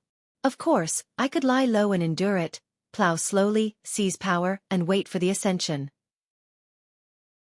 This may be a method that is more recognized and praised by others, a method that will be praised by history books and future generations, just like the last 2 months. But Thales changed the topic and hesitated. But after that scene at the banquet, I am afraid. King Kessel scoffed. Afraid. Thales took a deep breath, nodded and said, I am afraid that in my repeated acquiescence and concessions, in the silence of I actually disagree but I won't say anything, I will gradually get used to it, slowly become numb and compromise with it. He said dejectedly, I'm afraid that I'll get used to your cruelty in destroying countless families without batting an eyelid. I'll get used to your indifference in the face of despair and pleas for help. I'll pay the price for today's punishment. In the future, when I meet the next anchor spiral and the next injustice, I'll start to hesitate and hesitate. Thales' voice trembled. I am afraid that one day, I will be unaware of everything, calm, and finally lose myself and accept the status quo. King Kessel's gaze slowly changed. I am afraid that the moment I sit on the throne and wear the crown, I will sit back and watch others die for me without any burden, hesitation, and with a clear conscience. And not only will I get used to it, I will feel that it is only right and even worse. As long as someone is unwilling to sacrifice for me, unwilling to die for King Thales, I will be dissatisfied and angry. I will think that they do not love me, do not love their country, that they betray me, or even commit treason. Thales looked straight into King Kessel's eyes, as if trying to see through all the defenses behind it. I am afraid that I will become so weak that I will not even recognize myself. I will no longer be Thales Jadestar, but an empty shell occupied by the King of Constellation. Thales' tone calmed down, leaving only emptiness and exhaustion. That scares me more than death, than failure, than being crippled and disgraced. His voice faded. Ballard Room returned to its dead silence. But this time, the surrounding lights seemed brighter. A few seconds later, King Kessel raised his head slightly and his gaze fell on the portrait of wise Minister Halva on the wall. It seems that you have made your choice a long time ago, he said faintly. Thales snorted softly. I will not play by your rules, he said firmly, nor will I play by their rules. Thales raised his head, his gaze solemn and firm. I will not become the next Chapman Lampard. Or the next Kessel Jadestar. Thales paused for a moment. Just like how my blood has never, and will never shine with golden light. Kessel V lowered his head and looked at the prince seriously and sternly. To hell with the legend and the throne. Thales clenched his teeth, clenched his fist, and hit his chest hard. My blood, from the beginning to the end, has always been bright red. My red. King Kessel sneered. The air in Ballard Room seemed to flow again. Thales Jade Star. He called Thales' name softly. Are you really prepared to become the king's enemy? Thales laughed when he heard that. You are old, your majesty. I asked this question 6 years ago. Kessel's gaze moved slightly. In the next second, Thales' expression turned serious and he spoke decisively. Fate. You have long prepared for me. Chapter 627. Control. Gilbert's gaze changed several times, but his rich experience allowed him to maintain his gentle and calm tone. Forgive me for being dull, but I do not understand what you mean. Thales gave him a profound look. No, Gilbert. Thales smiled. You are the smartest person in the palace. You are so smart that you know when to be dull. The dim light in the corridor made Gilbert's expression turn as dark as still water. You know very well that from the moment you brought me into Mindy's hall, everything I have and have achieved, be it using the name of the prince to make the Archduke of Northland listen to me patiently, using the interests of the city to make Dragon Cloud City hesitate in taking action, using my status to make a small group of people willingly obey my orders, and also my painstaking efforts to prevent conflicts, avert war, and help my friends. Thales' smile gradually froze. At the end of the day, all of these originate from him. Gilbert was stunned. He wanted to say something, but stopped himself. Thales continued. It also originates from what he represents. The kingdom, the system, the tradition. Everything. This is why I am not afraid of Nuven, Chapman, and Shadow Shield, but I am wary of him. I am afraid of him. Thales sucked in a deep breath. Because without him, without the things he gave me, I could only return to my original form, and become that lonely and weak child beggar in the abandoned house in Lower City District. Thales clenched his fists. He remembered that night in Heroic Spirit Palace, Asda's direct question to him in the room of Heroic Spirit Palace. The prince said laboriously. Nothing. Nothing. I know that King Kessel has always been domineering. Gilbert tried his best to find a way to interject and comfort Thales. His demands on you are too strict, which caused you to distance yourself from him and even fear him. Strict? Thales repeated the word, snorted coldly and shook his head. King Nuven forced me, King Chapman used me, and Shadow Shield hurt me. But they had to first raise their swords and resort to the most direct and brutal methods. But he is the only one. He is the only one. What he controls me with is not a certain saber, not a certain order, not a certain threat, and not even a clear hierarchy, interest relationship or power chain. Thales slowly turned around and faced the shadows in the corridor where the light could not reach. His words were bitter. Instead, it's a towering net. It's called Constellation, or This Damned World. Gilbert shuddered and blurted out, Your Highness! But Thales raised his hand abruptly and stopped his teacher from speaking. And he is right at the top of the net. He doesn't need to say anything, do anything, or even show up. The existence and weight of the net itself, and the impenetrable structure of the net, are enough to make me lower my head and stagger. Thales was in a daze. Until I was bound by the countless threads in the net and became him, or whatever it wanted me to be. I understand. Gilbert could no longer hold back and anxiously rushed to speak. I understand, Your Highness. However, you are father and son after all. You are his heir, and you stand on the same side. As long as you resolve the conflict and misunderstanding, untie. Thales raised his voice and turned around. He stared at the Foreign Affairs Minister, and a cold smile appeared at the corners of his lips. Gilbert, you are a diplomat. You can untie a knot and a misunderstanding. You can untie the grudge between two people and the conflict between two groups. You can even untie the predicament of war between two countries. But how are you going to untie a net? Gilbert's gaze froze. If the owner of the pharmacy had a good relationship with the gang, he might have been able to pay less protection fees. Thales took a step towards Gilbert, and he was rather aggressive. But Gilbert, answer me. How is he going to get out of that net? That cruel net that he is so used to that he has become numb to, that one-sidedly emphasizes that a person cannot seek freedom and security at the same time, and that he must give up on one of them, thereby justifying violence, exploitation, and oppression. Cold wind seeped in through the cracks, and it was bone-chilling. Gilbert did not react. He stared at Thales in disbelief. That good girl might be able to find a so-called good man like me and live happily ever after. Thales glared at his teacher. He had to get the answer no matter the cost. But Count Casso, answer me. How is she going to get out of this net? That unjust net that she has long seen through but can do nothing about, that women are designed and trained to rely on and submit to another person, and that they can only exchange their skirts for bread, or else they will be punished and unable to move an inch. The lights in the corridor flickered, and ghostly shadows moved about. As he stared at the prince in front of him, Gilbert's right hand trembled. He subconsciously leaned against his cane, and his breathing quickened. As for that crippled, ruthless character, perhaps his old friends in the gang can help to provide for his living expenses. Thales gritted his teeth, and his tone was indignant. But Foreign Affairs Minister, please answer me. How is he going to get out of this net? That twisted net that he has lived in for a long time without smelling its stench, that keeps repeating that the strong and the weak determine their gains, that those who fall behind will be beaten, and that logic is full of loopholes, but it is rarely questioned? The stone wall in the palace quietly listened to Thales' questioning. As usual, it was silent and did not speak. Gilbert's chest rose and fell. He looked back at Thales in a daze. Answer me, respected teacher. Answer me.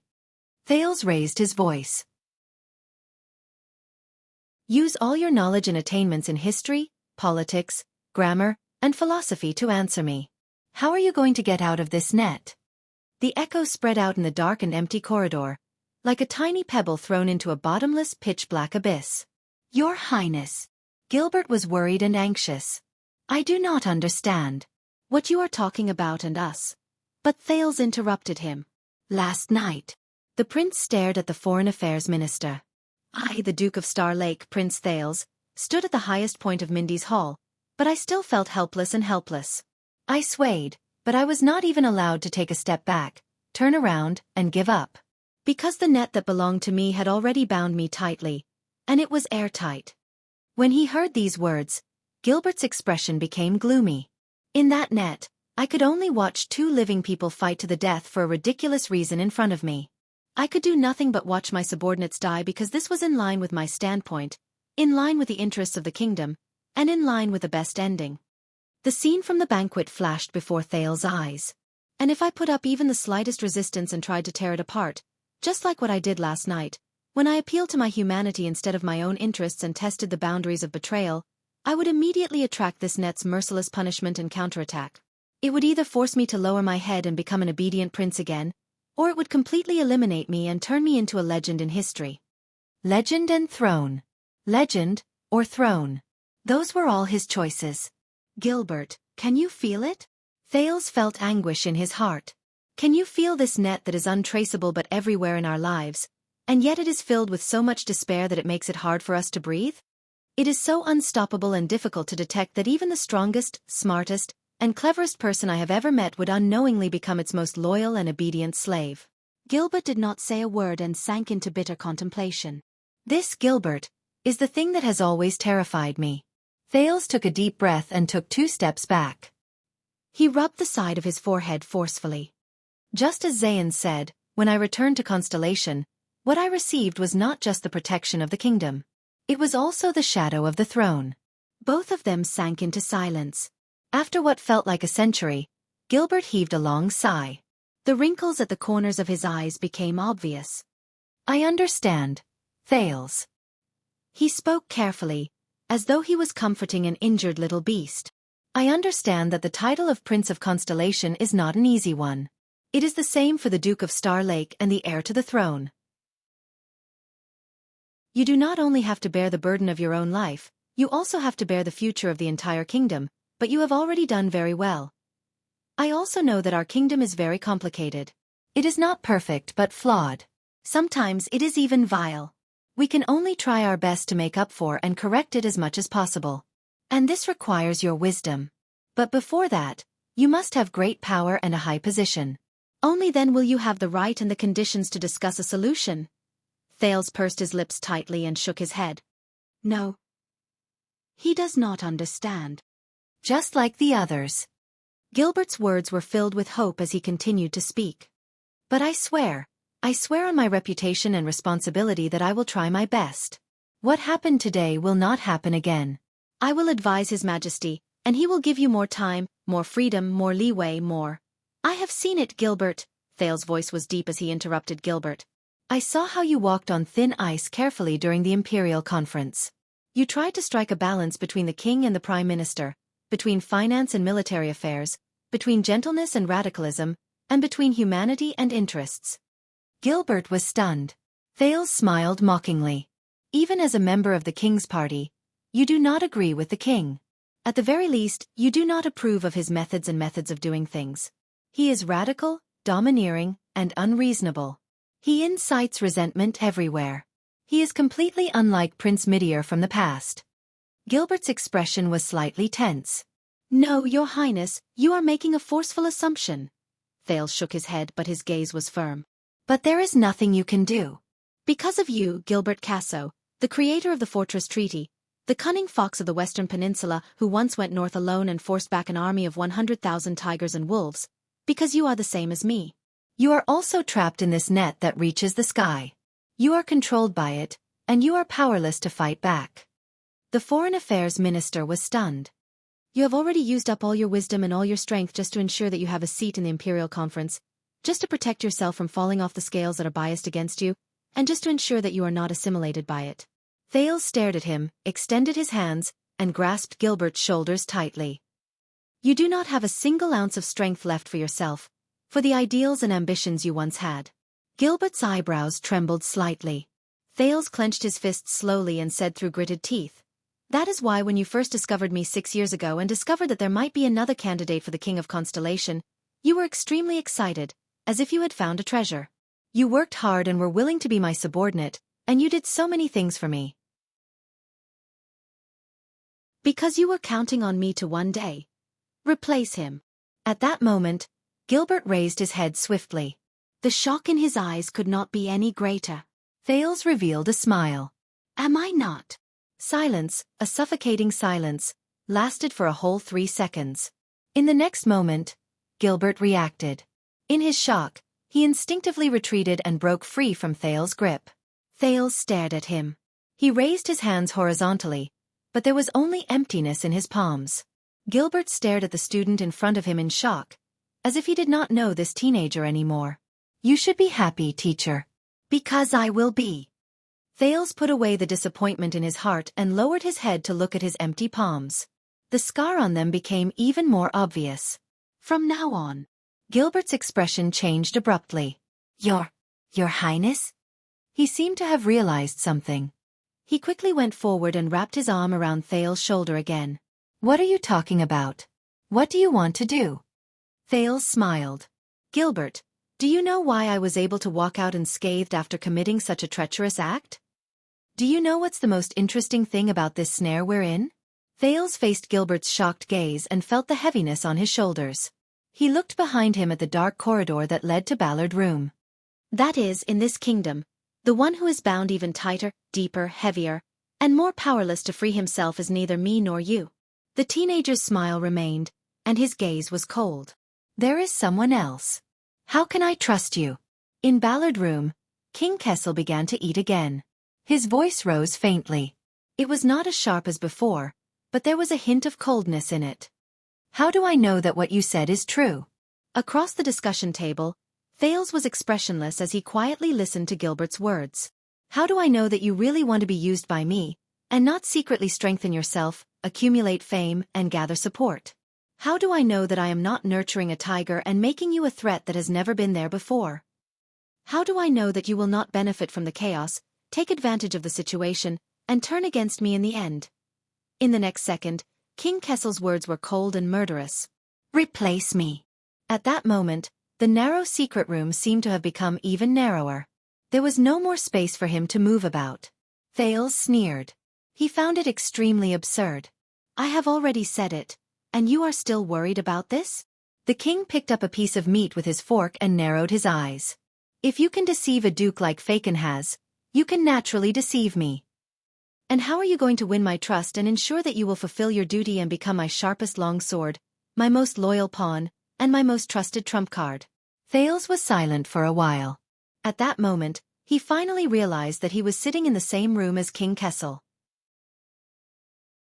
It was just like what he had used to threaten the Black Prophet in the Secret Intelligence Department.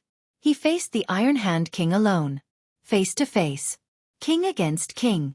Jade Star against Jade Star. How much had he sacrificed for this moment? How much would he lose? Finally, the teenager took a deep breath and stared at the king. First of all, no matter what my intentions are, facts speak louder than words. The process and reality cannot be deceived. Your power and interests will visibly expand and grow through our cooperation. For example, this time, I will persuade the Dukes of Western Desert to reduce their soldiers and pay taxes to support the expansion of the regular army. King Kessel did not answer. But Thales, who had crossed swords with him many times, gradually understood that this was the best answer. Second, if you are worried that I will go down this path until the end, that I am really in cahoots with the disobedient, and that I will defect to the enemy. Thales' tone was calm as he spoke slowly. I believe that you know why I made this proposal and embarked on this path.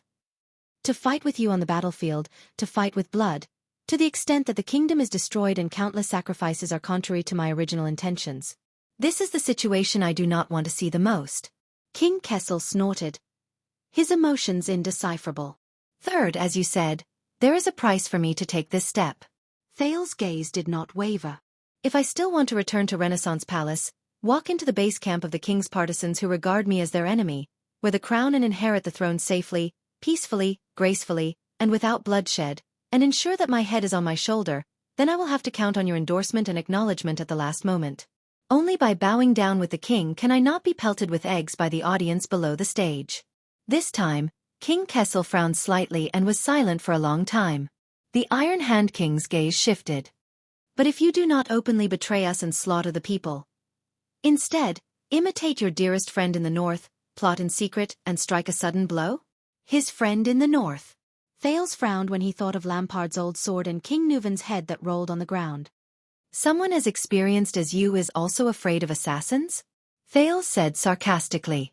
King Kessel's knife and fork froze in the air. You know, Yodel is no longer here. The king resumed eating. His voice was as usual, as if he did not care. Now you want to take my head. There is still time. Yodel is no longer here. Thales' heart sank. Another day. The prince looked at the food in front of him that had long since turned cold. He said flatly, "This spoon doesn't fit me." King Kessel sneered as well.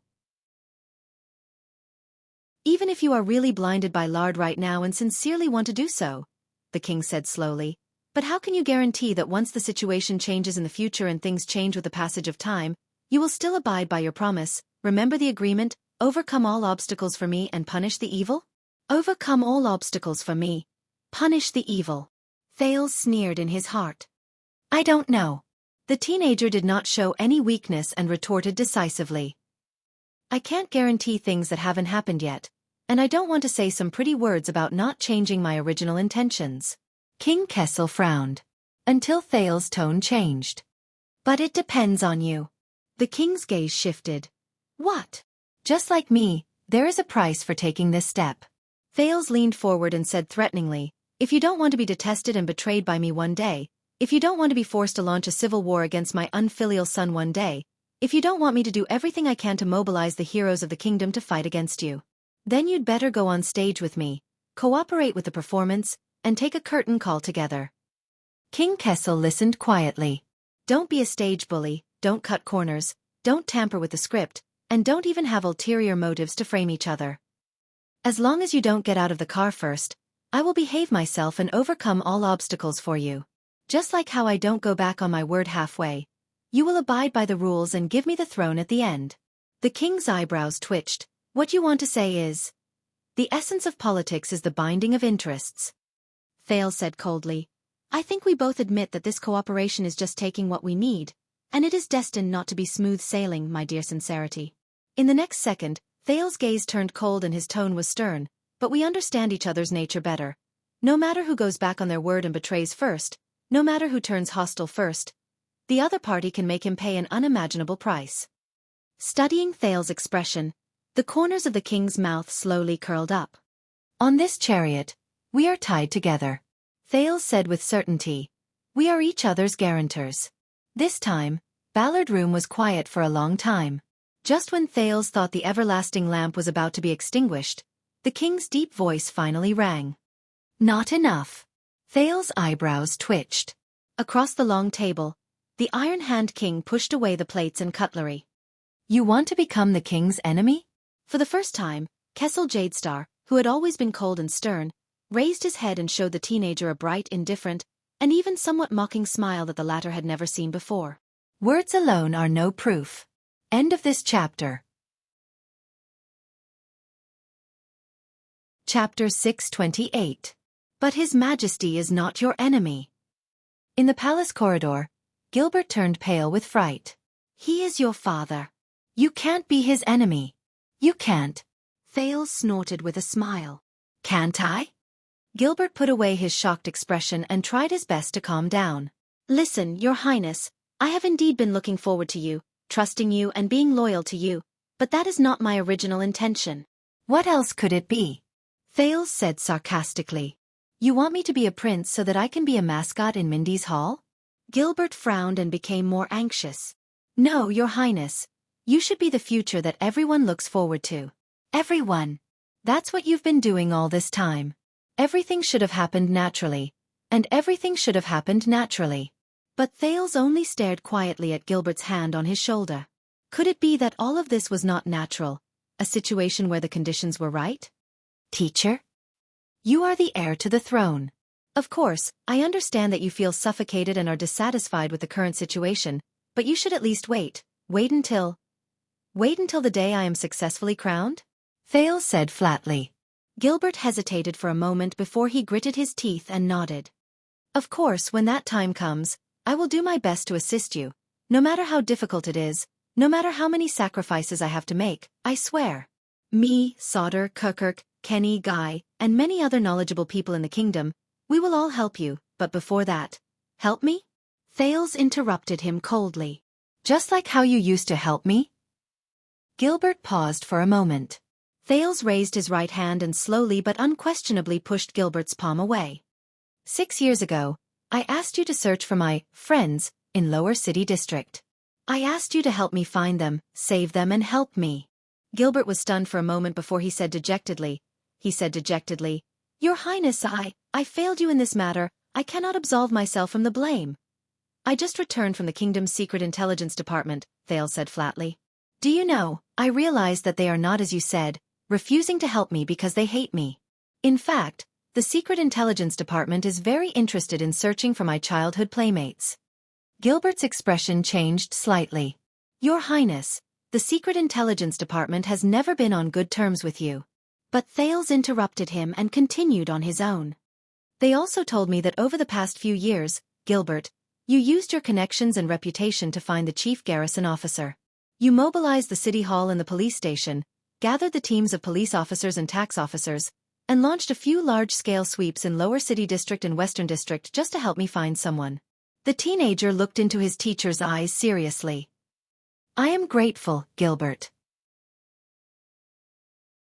Gilbert was stunned and did not know how to reply. Until the secret intelligence department told me more. Thales was expressionless.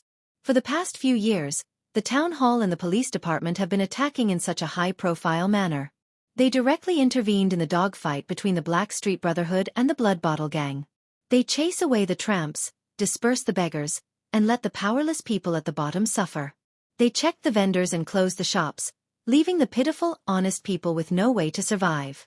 They hunted down petty thieves and extorted local gangs, but let the real scumbags escape.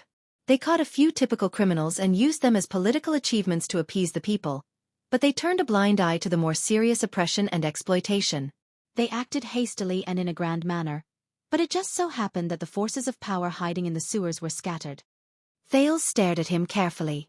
They were violent and callous, arrogant and conceited. They were like people sweeping the ground with an iron plow. What they cared about was movement, not tidiness. And after they left, the already chaotic Lower City District became even worse. When Gilbert heard this, he hesitated. Your Highness, I did not know. I am sorry. If I had known that the chief garrison officer and the others... But Thales did not allow him to finish. The most important thing is... Their actions almost irrevocably destroyed all the clues. The prince raised his voice. From the abandoned houses to Red Street Market, everyone, things, places, and things have changed beyond recognition. Now, if we want to follow the clues to find those child beggars, it is almost impossible. Thales carefully observed Gilbert's reaction. It's as if someone did it on purpose. Just to stop me from finding them.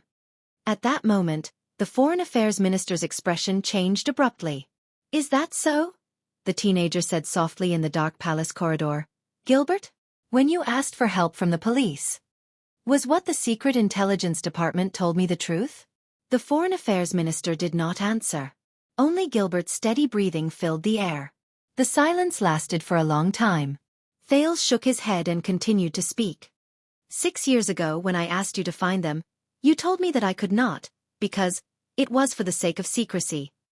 I became a prince during the national conference, but you still told me that I could not, because it was for their safety. Then, when I went to Northland, you wrote that you were working on it, but the progress was slow because it was not to be noticed by those with ulterior motives. Then, when I returned to my country, you told me that you could not find them, and advised me not to look for them, because you cannot go back. Thales faced his teacher calmly, as if he was telling someone else's story. There was no answer. What answered him was still an embarrassing silence. Thales raised his head and chuckled. The Secret Intelligence Department said that it has been 6 years, but you still could not find them. Because you did not want to find them at all. Thales said softly. Or should I say, the Secret Intelligence Department is lying? But Gilbert only lowered his head, and his expression could not be read. This time, the silence lasted for a long time. Forget it, Gilbert. No matter whether the Secret Intelligence Department lied, or how many lies they told, it is no longer important, no longer important. The teenager turned his head and said absent-mindedly.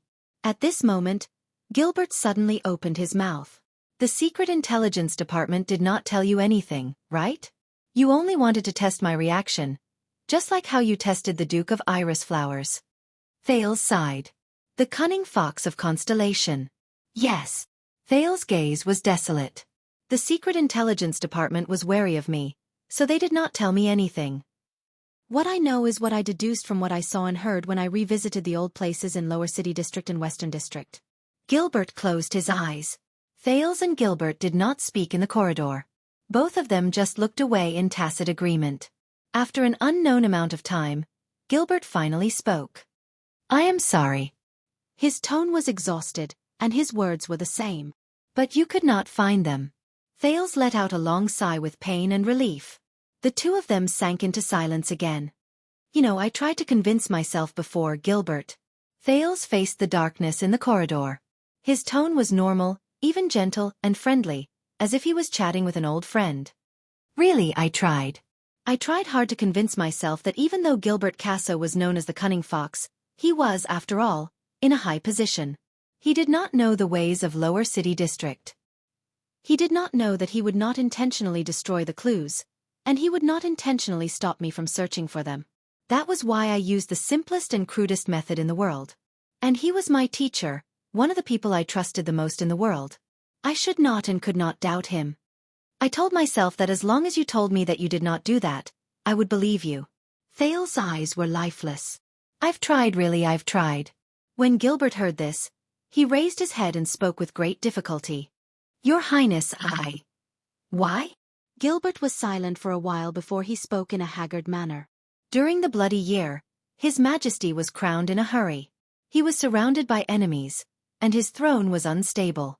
Renaissance Palace had no choice but to take the unorthodox path and carry out the subjugation crusade again. Murat Hansen was also a close friend of the late king for many years.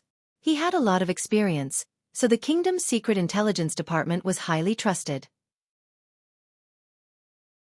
They could make arbitrary decisions and act outside the law. In the beginning, this was very effective. It was simple, crude, clean, and direct. But as time passed, it allowed His Majesty to advance rashly and blurred the boundaries of the Secret Intelligence Department's authority. Thales frowned. They have His Majesty's support now, but what if you succeed the throne and are crowned? As you can imagine, in order to maintain their power, the officials of the Secret Intelligence Department will definitely think of ways to restrain you at all costs. And your past and family background are the most criticized weaknesses. Your old acquaintance is exactly what the Secret Intelligence Department wants to use against you. But they can't. But you are also the future of Constellation, the hope of reforming the politics of the court. I can't let the Black Prophet or anyone else who harbors ill intentions control you. Not even a little bit. Gilbert looked at Thales with gloomy eyes. That is why you cannot find them. You cannot. Even if you find them before the Secret Intelligence Department does. Their clues should be buried forever, and no one will know. The Foreign Affairs Minister's voice faded away. Even the everlasting lamp in the corridor became much dimmer. So, Gilbert, you lied to me, Thales said in a daze. From the beginning. At that moment, Gilbert's face turned pale. But Thales still gave him a comforting smile. It's all right, Gilbert, I understand, Thales said tiredly. But now, can you feel the weight and thickness of this net? Your subconscious obedience to it, its silent control over you, its influence on me, and my wariness towards it, all of these are ranked far ahead of our sincerity. Gilbert's expression was bitter. He gulped. Thales stared at the shadows in the corridor in a daze. Just like how a student faces his teacher, an employee faces his boss, a wife faces her husband, and a subject faces his king, if they stand on an unequal scale from the beginning and stay in unclean waters, then their relationship will not just be decided by each other. When we are shrouded in an established power structure, Gilbert, when you have no choice but to use all your strength to prevent yourself from being thrown off by the skewed scales, when you are shackled from head to toe, when you are only left with the choice of adapt or be destroyed, when you are shackled from head to toe. Before you realize it, you have completely lost the right to choose freely. Unless you reject it, jump out of it, and surpass it. Defeat it. Gilbert's breathing quickened. No, Your Highness, I do not understand. Gilbert's voice was very soft, and he mumbled almost subconsciously. All of this is for my own good? Thales gently took over the conversation. The Foreign Affairs Minister did not answer. Thales exhaled with a smile. Gilbert, have you ever thought about why Wuxia is always unwilling to mention you, even though we are father and son? When he heard his son's name, Gilbert shuddered a little. I have never asked him the specific reason, but I think I know the deeper reason. Thales gradually became absent-minded, and his thoughts drifted to Northland. Perhaps you know, Gilbert, I have a friend in Extet, or rather, I think I have a friend. When she is in trouble, I worry about her day and night, and I think about her. When he said this, Thales snickered. I am such an idiot. I always thought that she relied on me and needed me. I always thought that I was protecting her and helping her. I always thought that I was. Thales' smile slowly disappeared. For her own good. But I was wrong. Because that was not what she wanted. When he remembered that familiar face, Thales closed his eyes deeply. And I never treated her as a friend who treated me as an equal. At most, she was someone who needed me. Gilbert stared at him in a daze and began to tremble. Gilbert, ever since we got to know each other, everything you have done with painstaking efforts was to turn me into a good king. For this, you even sacrificed yourself and risked everything to help and protect me. I am very grateful, but... Thales opened his eyes. His gaze was clear. But I am not the kind of wise king you are looking for, Gilbert. Just like how my father is not. Gilbert swayed violently. You can't make a mold for everyone in your mind, and then use all your means to influence and guide them. You don't feel the slightest anomaly, and even feel proud of it, thinking that it's for their own good. You just want to fit them into the mold seamlessly. Because be it me, Wuxia, my father, or even you, Gilbert, none of us are born to be molds. Thales said gently. This is why I will never be able to become him. No matter how you teach me to be close to him in terms of dressing style, knowledge system, and even behavior, I will never become the next Prince Midir. No matter how good of a mold he is. When Gilbert heard this, his entire body trembled violently. He cried out involuntarily, Your Highness, I. But Thales only smiled in a friendly manner, just like he always did. You are a good teacher, Gilbert, really. You treat your students meticulously, you do not care about how much effort you put in, you teach them everything you know, you answer every question, you are considerate and considerate. You are really good. So good that I cannot even find a single flaw in you. But when I met the old crow, I met Mr. Hicks, the one who shakes his head, talks all sorts of things, and always relies on what do you think to earn his salary in class. I finally understood. Thales took a step forward and looked straight into Gilbert's red and wet eyes. Your biggest problem, Gilbert, is that you are too nice. You are so good that your students can completely rely on you and need you. You are so good that you do not leave any room for your students to be bad. Gilbert opened his mouth to speak, but his lips trembled. 2 streams of tears rolled down his cheeks. But reality has proven that even without me being good to her, my friend can still live very well. Even better. Thales sighed and smiled subconsciously. I am happy for her. In the next second, Thales opened his arms without hesitation and embraced Gilbert, who could no longer speak. And I hope that you can be happy for me too, Gilbert. Thales pressed his lips against Gilbert's ear and said in a quivering voice, My friend. The Foreign Affairs Minister shuddered in his arms. Thales suddenly realized that Gilbert, who was dressed in bright clothes, was very thin. But in the next moment, the teenager restrained his emotions and forced back the tears in his eyes. He gritted his teeth and said, By the way, Count Casso, I do not like your class schedule. Thales let go of Gilbert, who was staring at him in a daze, and the corners of his lips curled up. It is too full. When he finished speaking, Thales raised his hand to his chest and bowed to Gilbert in a respectful and well-mannered manner. Just like how Gilbert bowed to him 6 years ago. In the next second, he used all the strength in his life to suppress his trembling, straightened his back, picked up his feet, and turned to leave. He did not dare to look at Gilbert again. Asterisk thud. Asterisk the sound of a cane falling to the ground came from behind him. Thales felt a pang in his heart. But he still maintained his perfect smile, took a step forward, and stepped into the unknown darkness of the corridor. The palace was deep, and the lights were dim. But the absent-minded Thales did not walk far before he bumped into a familiar face at the corner. Oh, sorry, Your Highness. The chief of palace butler, Baron Quinton, who had once lectured Thales on wasting the royal family's wealth, rubbed his forehead. I didn't see you. It was not intentional. Thales also rubbed his chin in pain. It's okay, it was just an accident. But he was very happy that there was someone he could talk to at this moment. Even if it was nonsense. Your Grace. Thales forced a smile. I heard from Captain Adrian that you are not feeling well? Oh, it's nothing. I used to pretend to be sick to avoid work. Quinton tugged at his exquisite cuff and wiped a notebook with a cracked cover. He did not care at all. It won't affect my work. I am sorry to have caused you trouble.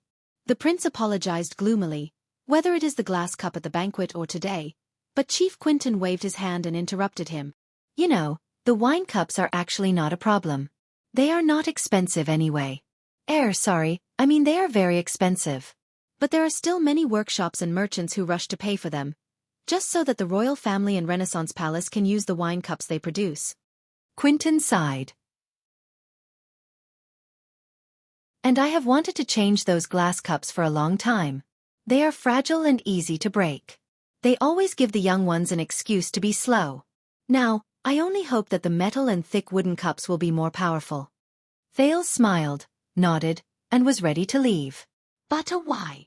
Thales paused when he heard that. Baron Quinton looked at him with a profound gaze. Your Highness, I have always found it strange. Why do Northlanders have to smash their wine cups when they drink? Smash their wine cups. Thales was silent for a while. You know, even though I have been there for 6 years, I find it strange too.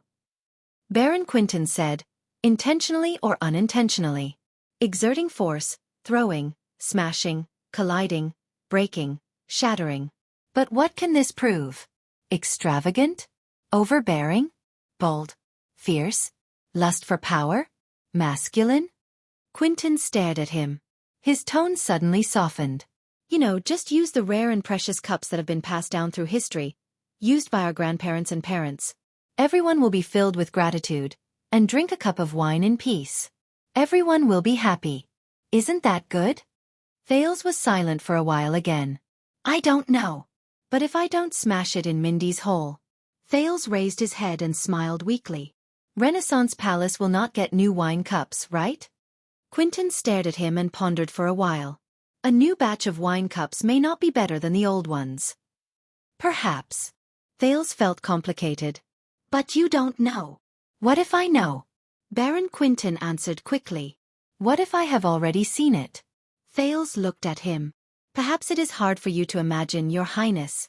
The Baron sighed and rubbed the cracked old notebook under his armpit. But I have worked here for more than 30 years.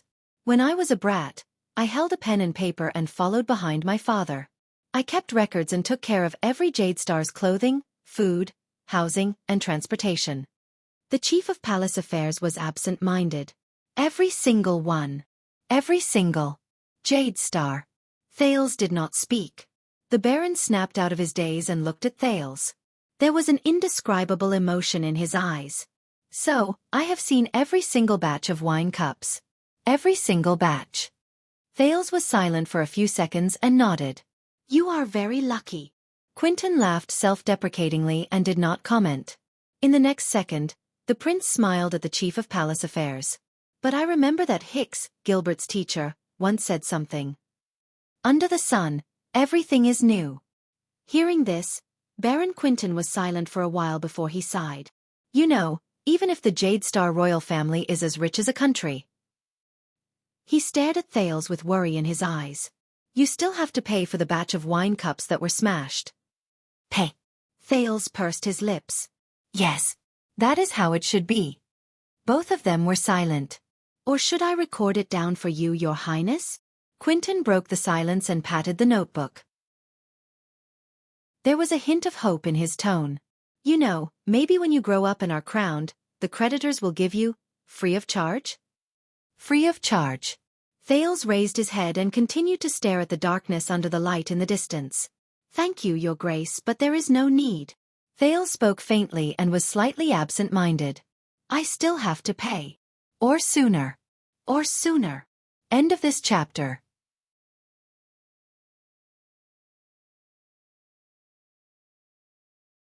Chapter 629. Renaissance Palace. Elam Atrium. This is the sword of the ancient empire. In the atrium, Vanguard Mariko swept past 2 rows of solemn-looking royal guards. He held the hilt in one hand and the blade in the other as he carefully observed the unfamiliar long sword before him. 2,000 years ago, great Emperor Camelot Carluz forged them to reward the meritorious subjects of the ancient empire. Hey, take it easy. A grumbling voice came from behind him. Mariko frowned and turned around. In between the 2 rows of royal guards, the bruised and swollen Cohen knelt on the ground. His hands and feet were tied up. He raised his head indignantly. That's my family's heirloom.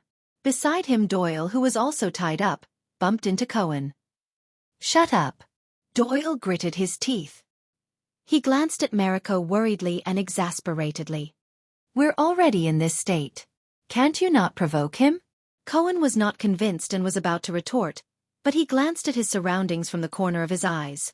Wyatt, Glover, Ralph, and the rest were all tied up and lying on the ground in a sorry state. They were closely guarded by guards who had unfriendly gazes. The police officer's imposing manner immediately diminished.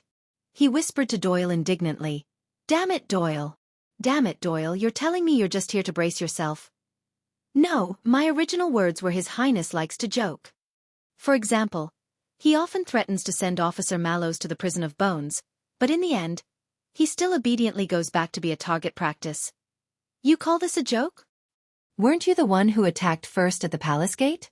That headbutt of yours. It wasn't me. I was just standing in front pretending to be fierce, but someone kicked me in the butt. Mariko's voice suddenly came. Family's heirloom? His footsteps drew closer. Cohen and Doyle immediately stopped talking and lowered their heads in unison. That's right, Cohen whispered. My old man warned me many times. Doyle bumped into him again. Mariko stopped beside them and chuckled. It said that the ancient sword itself has a special power. It's indescribably magical. Mariko sized up and caressed the bearer from all angles, his gaze slowly becoming infatuated. Of course, the great contributors who expanded the territory and conquered the world for the Imperium were all seasoned veterans.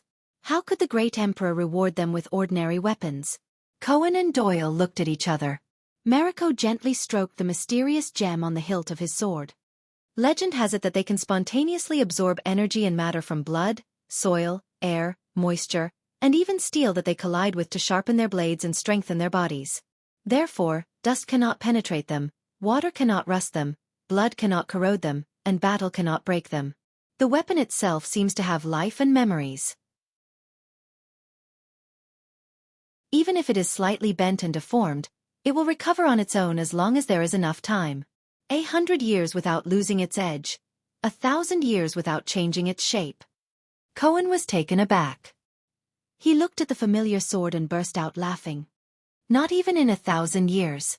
How can there be such a god? I have to bring it to the blacksmith shop for maintenance every month.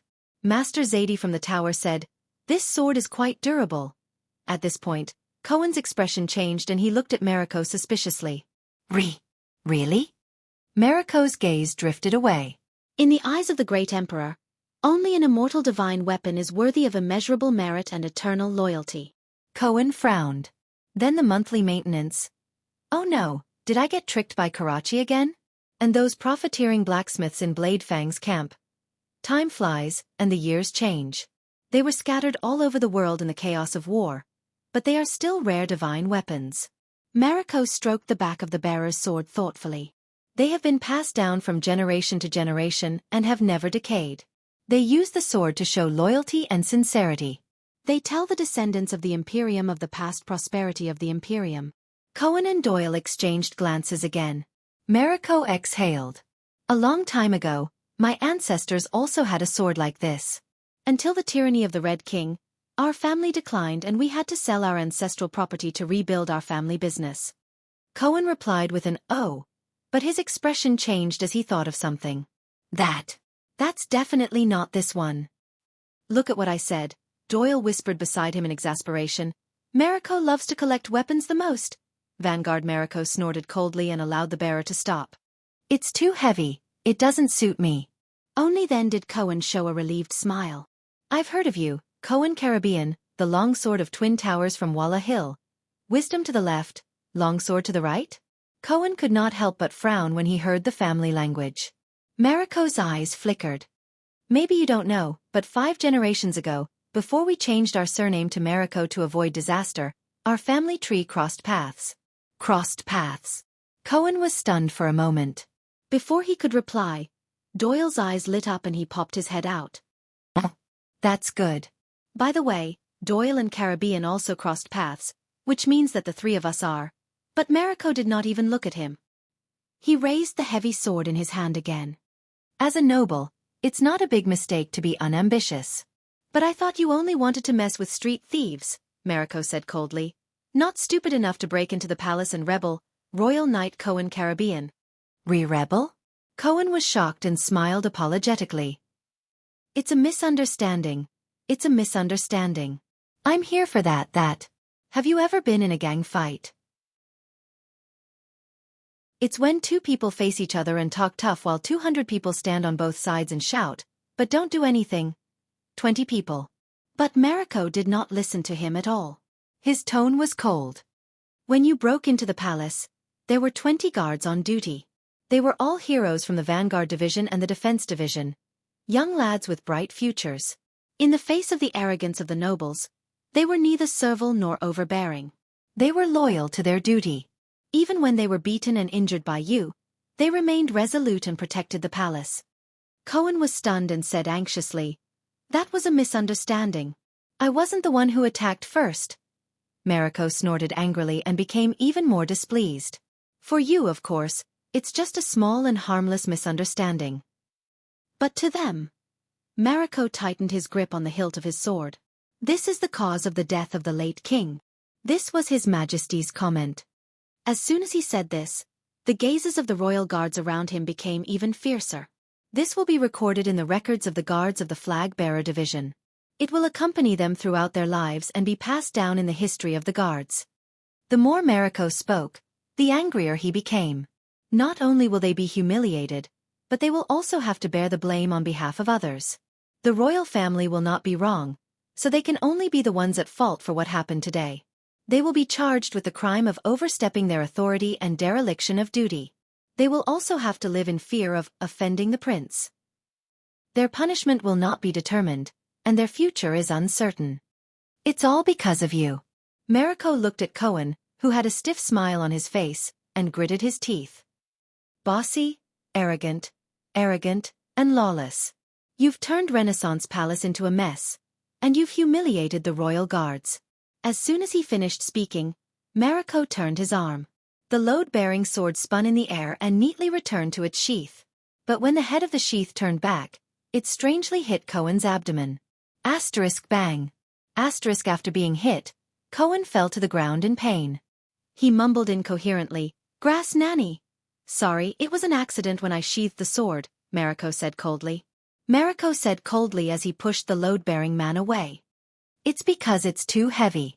There was a commotion among the captives. "Ah," Doyle said anxiously. "Well, when a prince breaks the law, he's no different from a commoner." I mean when a prince breaks the law, he's no different from a commoner."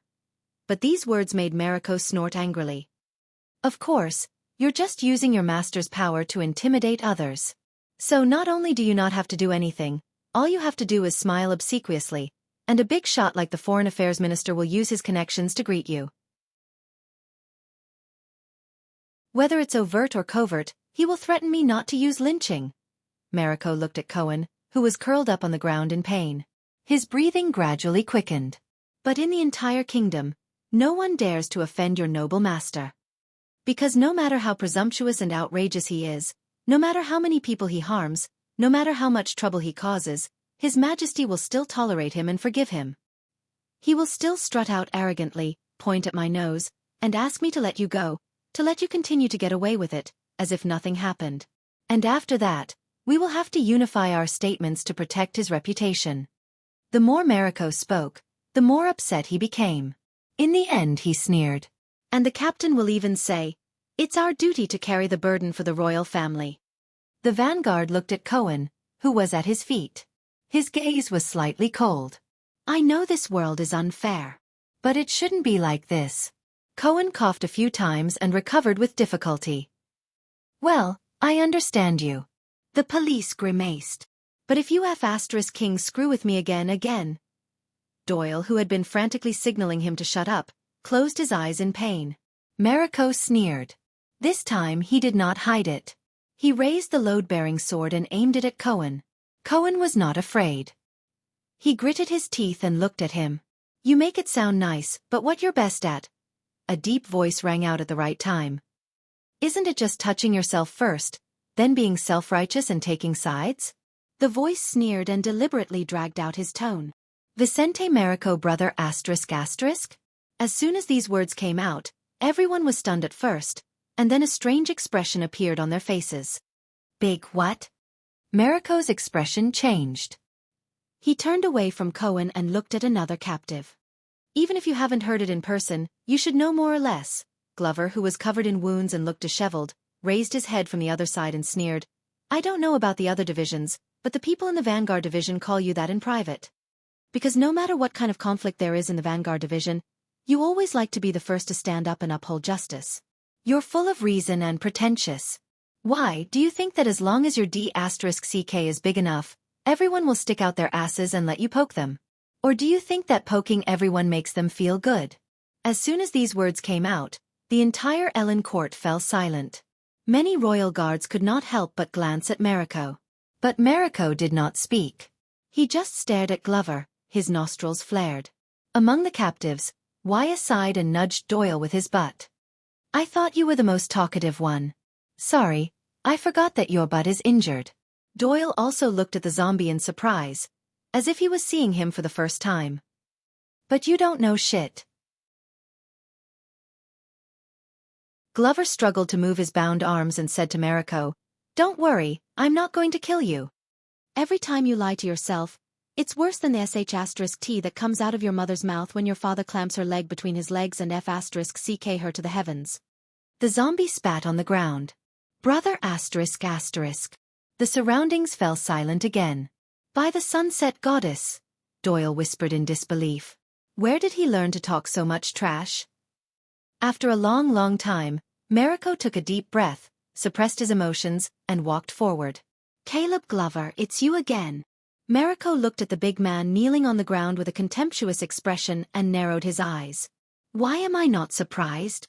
Glover snorted coldly and did not answer. Mariko looked at him with a complicated gaze. You used to be one of the best in the Vanguard division. You have a noble family, excellent abilities, and a promising future.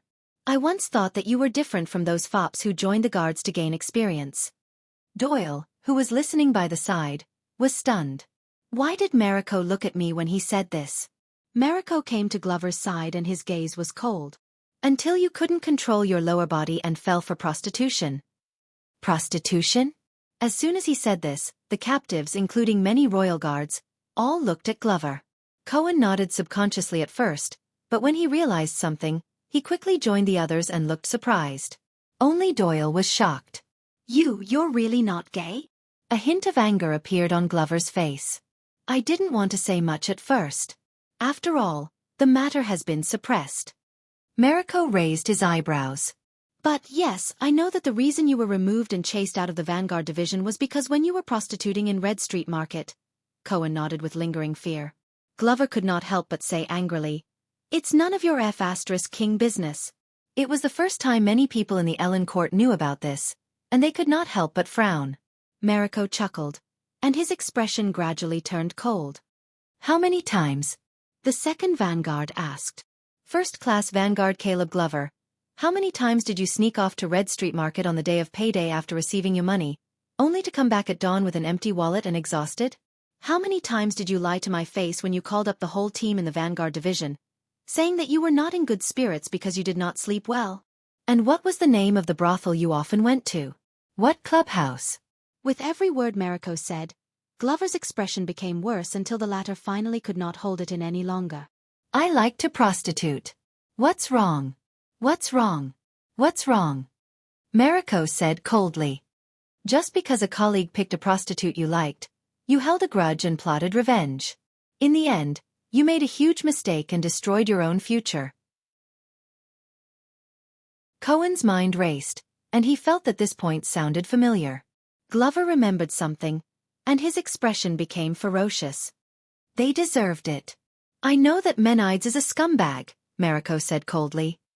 I also know that you have an old grudge against him, and I even guessed that he set a trap to provoke you first. But so what? Are you really stupid enough to take the bait? Do you have so much heroic spirit that you've lost your mind after being provoked by a few women? Glover's eyes trembled, and he clenched his fists tightly. Vanguard Glover, you abandoned yourself, murdered your colleagues, and maimed your own brothers and sisters, all because of a few prostitutes' pillow talk? Everyone, including the captives and the guards, was surprised and looked at Glover. Facing countless gazes, the zombie trembled. But in the end, he suppressed his emotions and sneered. Have you ever tasted a woman? Of course not. Brother asterisk asterisk is too big, and no one can fit inside. How pitiful. Mariko was stunned. Glover raised his head and smiled provocatively. Let me tell you, for that taste, I can kill 10 more Menides. Mariko was enraged. He has already been punished. Thanks to you, Menides will have to spend the rest of his life in bed. Glover turned his head and spat. He's lucky. In the original plan, he had to spend the rest of his life in the dirt. His indifferent attitude agitated Mariko. The latter looked at him for a long time, then sighed and shook his head. I tried to help you. Mariko was disappointed. Before that, I helped you cover up in the Vanguard division. I just hoped that Officer Stanley wouldn't find out so quickly that you were addicted to prostitution. I visited your brother many times, hoping that he could persuade you with his brotherly love, so that you could mend your ways and repent. Their gazes met, and Glover frowned. I didn't beg you to do that. Mariko shook his head. Now it seems that you are addicted and have no remorse. After the incident, I shouldn't have gone to Officer Adrian and Officer Stanley, nor should I have visited the victims and asked them to spare your life to atone for your crimes. The Vanguard shook his head in disappointment. It would have been better to follow the rules of the guards and get rid of you in the well. Glover's gaze froze. He became angrier and enunciated each word. I didn't beg you to do that. Mariko's expression remained unchanged. He turned the load-bearing sword in his hand, and the scabbard hit Glover's abdomen. Amid the exclamations of the crowd, Glover fell to the ground in pain. You made the Vanguard division the biggest joke in Renaissance Palace. The flag-bearer division is still targeting us because of your rarely seen vicious infighting among the guards. Mariko paced around him. Not only did you not feel remorseful, but you also used power to escape punishment. You even had the nerve to come back and cause trouble in the palace. You brought shame to the entire Emperor's Praetorian guards. Glover endured the pain and raised his head. Yo, brother asterisk asterisk? The disheveled zombie still squeezed out a smile and mocked. You poked me so soft. Did you forget to take some aphrodisiac? Mariko's gaze turned cold. The ancient Empire sword is easy to maintain and is durable.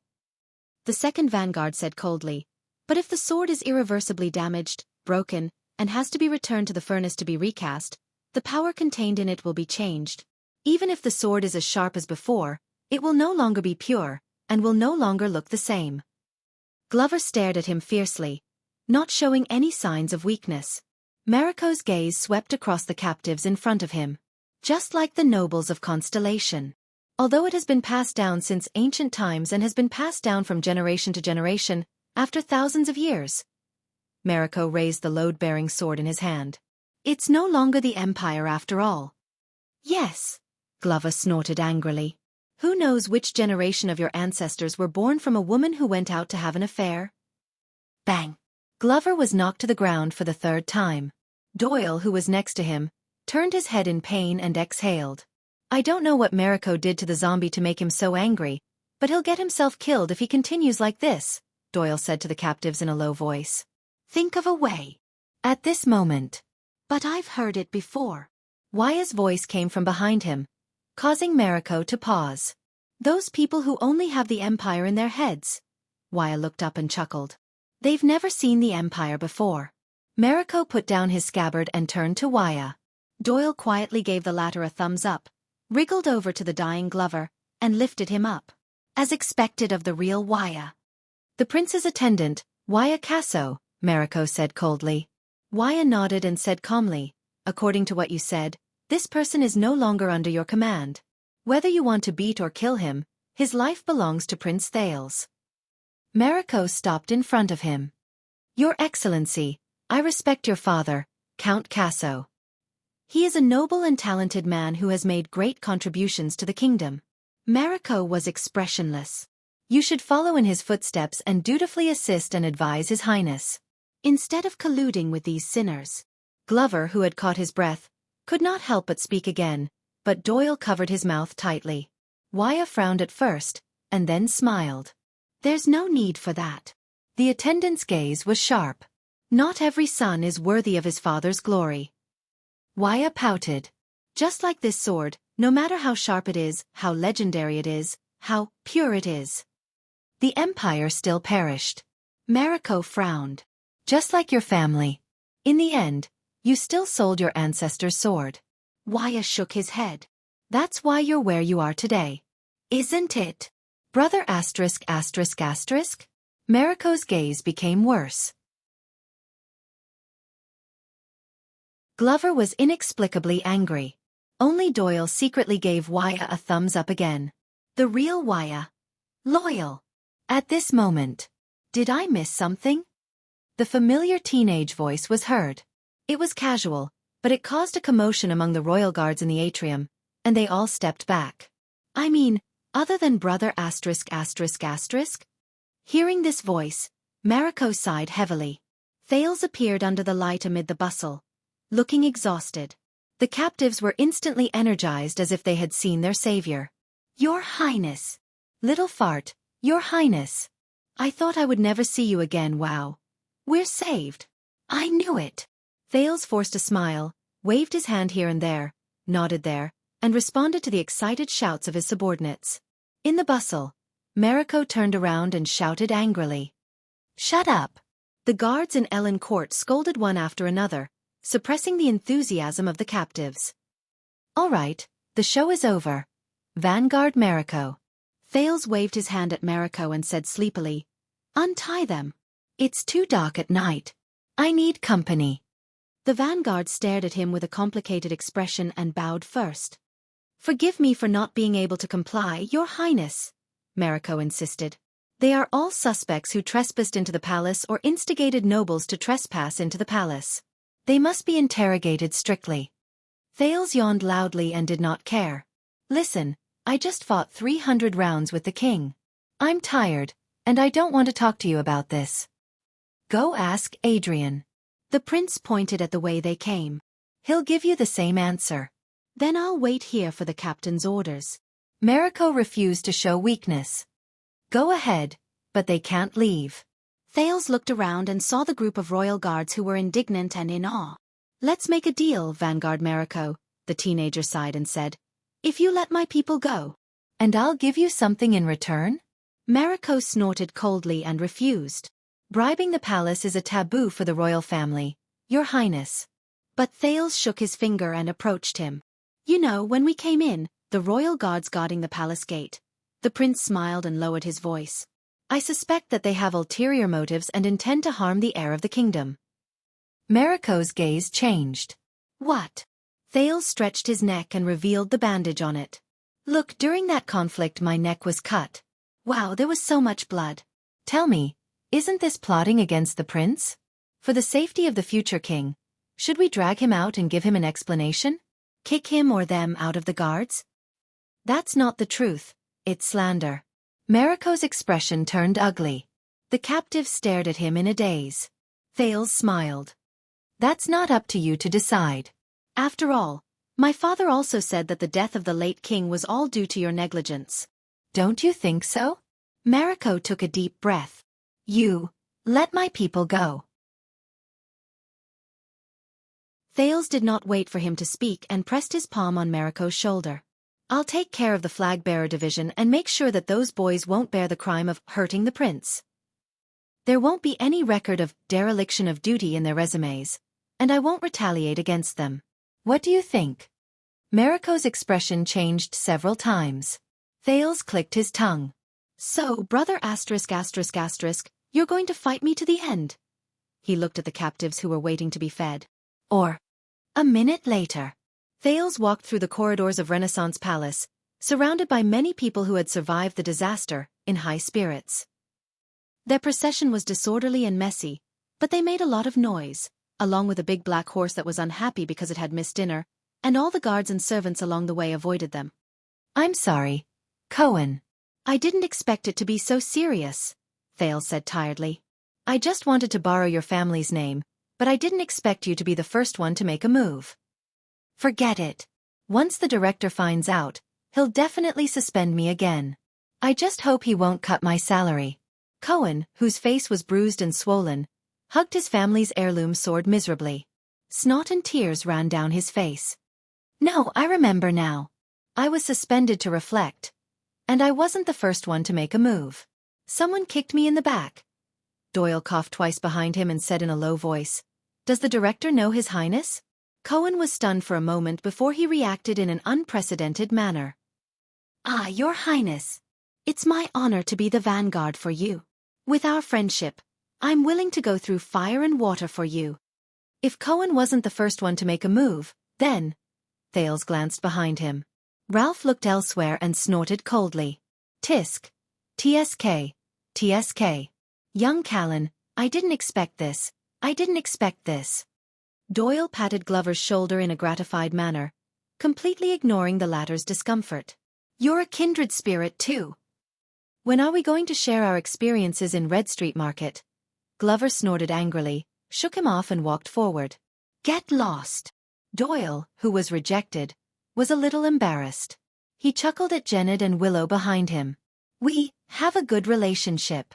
We talk more casually. Wyatt caught up with Thales and asked worriedly, Your Highness, did you get what you wanted? Thales snapped out of his thoughts and forced a smile. I'm still alive, right? Wyatt looked at his expression and hesitated to speak. But... Thales raised his eyebrows and interrupted him, changing the topic. Oh right, Vanguard Mariko just now. He's not bad? Glover snorted in disdain from behind him. Even though he more or less wanted to gain fame and show his loyalty to gain favor, in the end, he compromised. Thales scratched his chin. He didn't force the situation to its end and ruin the futures of his subordinates for the sake of his reputation of not fearing the prince. There's no difference. Glover was unhappy. He's still an arrogant B***starred. And those dozen idiots who were beaten up by us will probably still be grateful to brother ***, thinking that he saved them. Thales shook his head. You have to give him a way out. And we have to accept that people are not perfect, Pudgy Dumpling. Hearing this form of address, Glover looked embarrassed and could not help but slow down. Huh, Pudgy Dumpling? Doyle caught up from behind. His gaze shifted, and he looked interested. Why did His Highness call you that? You're not fat, at least you're not fat when you're wearing clothes. Could it be Pudgy Dumpling? Glover paused for a moment before he became fierce again. If you call me that one more time, you'll be in danger. Cohen, who had nothing to live for, brushed past the two of them and finished the second half of Zombie's sentence listlessly. The fierce-looking Glover's expression froze. Glover could no longer continue being fierce. He held his breath and said reluctantly, You're right. You're right. Glover glared at Doyle, snorted coldly, and left angrily. Doyle was left standing on the same spot, confused. Since when did their relationship become so good? I'm obviously Zombie's partner. I'm the grandson of that idiot's great-uncle's brother-in-law, okay? He could only turn to Ralph, who was at the back, and explain helplessly. I know. They're hard to deal with, right? They don't care about other people's feelings at all. But Ralph walked past him expressionlessly. He did not even look at Doyle. Shoo! Only Doyle was left to rub his nose awkwardly and mock himself at the air. It's okay, I'm fine. But thank you for your concern, Mr. Ralph. Also, happy working with you. Jenny Blackhorse snorted in disdain as her reply. At the front of the group, Wyatt took a deep breath. But I know, Your Highness, even if Marek does not agree to your conditions, the attendant smiled and said, You will not let those guards be wronged for no reason, right? Thales paused for a moment. He was slightly absent-minded and did not know what he was thinking. In the next second, the prince snorted softly in a non-committal manner. Who knows? Wyatt was stunned. Thales did not say anything else. He took large strides and walked forward. Wyatt stared at the prince's back and could not help but say, Strange. What's wrong? Glover, who had a lot on his mind, asked casually. Wyatt shook his head. I don't know. He stared at Thales' back. I just feel that there's something wrong with His Highness. Ralph snorted in disdain and made a rude gesture with his hand. Glover asked, Why? Wyatt hesitated for a second and said, If he were to ask that question in the past, he would definitely smile easily and say of course with certainty. And he would never hesitate. Ralph was slightly stunned. Glover was deep in thought. Renaissance Palace, the Royal Guard's duty room. The alarm in the palace has stopped for an hour. It's been a long time since anyone came to snitch on you. The watchman of the Royal Guards, Tormund Mallows, gently put down his mate tea and said calmly, At least tell me what's going on outside, right? For example, Renaissance Palace caught on fire. Opposite him, the vice-captain cum chief flag-bearer, Vogel Talon flipped open the next document. The guard's daily exercise. Don't worry. The vice-captain did not even raise his head. Our work here is not done. The defense and duty of Mindy's Hall. Have you arranged the arrangements according to the rules of the Royal Guards? Mallows looked up. The sound replication spell on the wall was still in operation, glowing brightly. The daily exercise requires 30 fully armed people to block the door of the duty room, surround the two of us, and allow entry but not exit? There was a moment of silence in the room. Vogel chuckled and said nonchalantly, That's right. We need to exercise to deal with all situations. Answer the question. All situations. Mallows narrowed his eyes. Even me? Vogel looked up and stared straight at him. Especially you. Especially you. Mallows closed his eyes and let out a long breath. Tell me, the watchman said helplessly. He didn't assassinate His Majesty, did he? Vogel's fingers paused as he flipped through the document. It's not that hard to guess. Mallows reached out and closed the cover of the document while answering Vogel's surprise. Other than the prince rebelling, I can't think of any other reason to lock his personal guard captain here like a thief and have you keep me here to chat. Vogel was expressionless. Mallows sighed. That kid shouldn't be that stupid. But who knows, he was taught by the Northlanders. Mallows looked at Vogel seriously.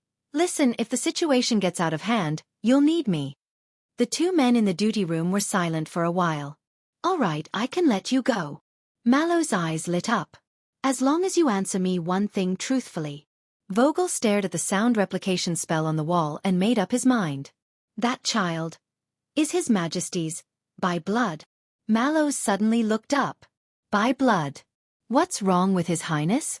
Mallows sped up his speech and interrogated him. Is he still alive? The watchman's reaction and attitude made Vogel frown. If he's not by blood, then he's... Vogel paused, stared at his opponent, and said tentatively, by blood of His Highness Crown Prince Midir? Crown Prince Midir. Mallows was stunned at first, then exhaled and laughed out loud. He leaned back in his chair. So he's safe? Whether he's safe or not has a lot to do with this. Vogel was unyielding. Answer me. Mallows chuckled and looked back at him with a teasing gaze. His Highness Midir died 18 years ago, in the year 660 of the calendar of eradication. The watchman looked straight at Vogel. As for that child, he's 14 years old this year. 18 years ago. 14 years old. Vogel reacted and felt strangely awkward. All right then Bang! The door to the duty room was slammed open. Mallows and Vogel turned their heads in unison. One was relieved, the other unhappy. Flag-bearer Will walked in with a mournful expression.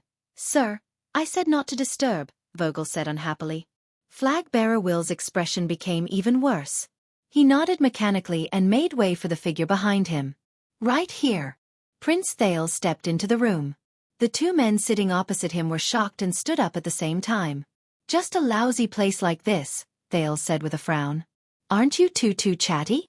Behind him, the heads of Doyle, Cohen, Waya and the others popped out from the doorframe and curiously sized up the duty room where only the commanding officer could rest. Your Highness. Vogel was in slight disbelief. You are all well. Thales waved his hand to indicate that he understood. Your Highness. Mallow's gaze was indifferent. Did you have fun? Thales snorted and rolled his eyes at him. What are you spacing out for? The prince waved his hand and turned to leave. Go home. Mallows raised his eyebrows at Vogel, indicating that he had no choice. Vogel reacted and spoke forcefully. Your Highness. The paperwork for the flag-bearer division has not been completed. Vogel came in front of Thales and blocked his way gloomily. And this is an important tradition of the Royal Guards. It concerns the safety of the royal family. Please understand. The corners of Thales' mouth curled up. Who's that? The villain of the guards.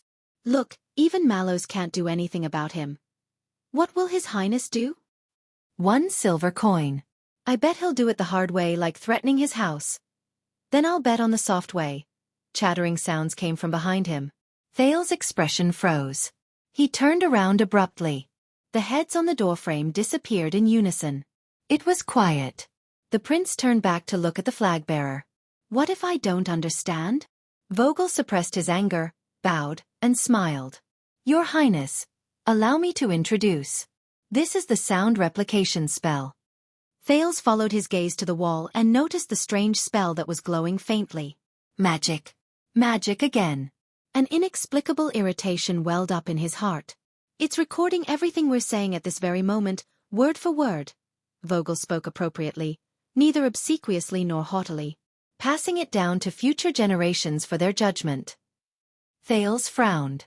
Future generations? Vogel nodded. Although the sound replication stone used for recording is an extremely rare consumable, in the hundreds of years of Constellation's history, many wills and wills of the former kings have been left this way. He narrowed his eyes.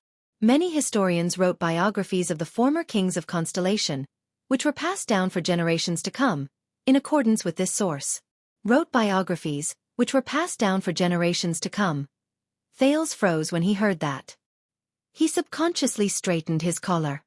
Glover, Doyle, both of you accompany His Highness back first, Mallows spoke up and said calmly. He said calmly, I'll be there soon. It won't take long. Zombie and Doyle were about to enter the room, but Vogel turned around and glared at them. Mallow's and Vogel's eyes met in the air. As if there was lightning. Thale's fingers that were adjusting his collar paused. Sound replication spell? In that case, no matter what I say now, the young man turned around slowly. Behind me, the kings and queens of centuries and millennia, they can hear it? Vogel nodded cheerfully. Yes, so in order to be thorough, Your Highness, why don't you go first? All right, Thale sighed and walked towards the wall. Vogel could not help but laugh. Without a reasonable method, you cannot dismantle it. But Thales merely put his palms in front of his mouth, aimed at the spell and took a deep breath. My descendants, listen carefully, listen, listen. Vogel was puzzled. Mallow's expression changed. He suddenly had a bad feeling about this. Thales called for the sin of Hell's River, focusing it on his vocal cords and throat. His voice grew louder and louder. Listen, listen, listen. In the next second, he roared with a ferocious expression. What the F***ck are you going to listen to? Ah, stupid thing. The duty room was not big. His voice was deafening like thunder. The lights in the room flickered, and even the mate tea in the cup was shaken. After the roar, the room returned to silence. Only the echoes outside the corridor continued, shaking the entire palace. The light of the spell flickered a few times and dimmed considerably. It seemed to be on the verge of death. Thales exhaled. After letting out this roar that would resound for thousands of years, he only felt refreshed and carefree. The prince tidied up his appearance and turned around contentedly. He faced the two petrified men and the stone heads on the doorframe. He was cultured and elegant. Excuse me, is the paperwork done? End of this chapter.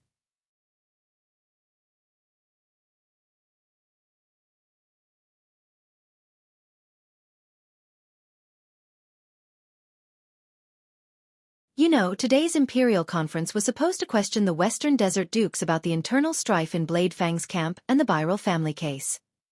Mallow's expression changed slightly. Thales chuckled. Until I broke the rules and barged into the palace with the Fakenhas family heirloom sword, lamented the pros and cons, and dissuaded His Majesty. Mallow's expression changed. He glanced at the guard who was narrating Dragon Cloud City's War Chronicle, Cohen the Brave and the Fire Knight. But the sword you held was clearly the Caribbean family's. Yes, Thales was gloomy. But people don't know. The watchman paused and nodded. People don't know. Thales nodded as well. And I will write a letter and send it directly to Duke Fakenhas in the Western Desert. Mallow's gaze shifted. Thales sighed. His tone was filled with endless emotions. After writing it, we can do whatever we want in the capital, and even the entire kingdom. Mallow's was deep in thought. This time, he was silent for a long time. Thales snorted softly. Also, please inform Logistics Officer Stone that from tomorrow onwards, Mindy's Hall will be responsible for its own profits and losses. Mallow's expression darkened. F***ck. Have you ever thought about what if you fail? I have. Thales sighed and said, that's why I sent Commodore. Commodore? Thales nodded. He was a little afraid of barging into the palace and causing trouble. He was reluctant. That's why I sent him to look for Madame Gines. Judging by the time, it should be about time. At this moment, a breeze blew. The lights in the palace corridor flickered. Mallow's frowned. Enemy attack. Everyone's expression changed. In the next second, a strong gust of wind blew. A black shadow shot out from the end of the corridor. It charged towards Thales at lightning speed. Glover and Cohen moved forward together and drew their swords. But the black shadow surprised them. He stepped on Glover's sword, then on Cohen's shoulder. In a flash, he broke through the two of them in an instant. Under everyone's watchful eyes, the black shadow passed by Wuxia and Ralph one after another. He charged towards Thales and Mallow's without any obstacles. Wah! Ha! A clear and sharp voice traveled into the air. I bought this road. I am the one who opened this road.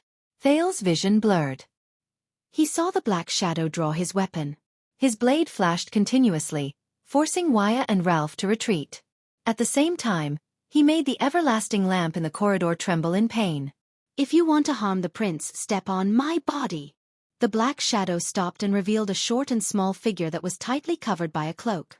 She brandished the machete randomly and made babbling noises to demonstrate to the dumbfounded people around her. Did you hear that? Did you hear that? Did you hear that? Everyone, including Thales, was stunned. They watched the performance of the person in front of them in a daze.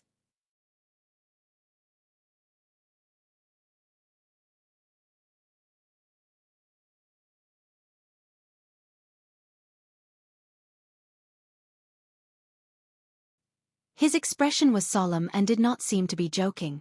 Thales' eyebrows twitched. You're really going to do it?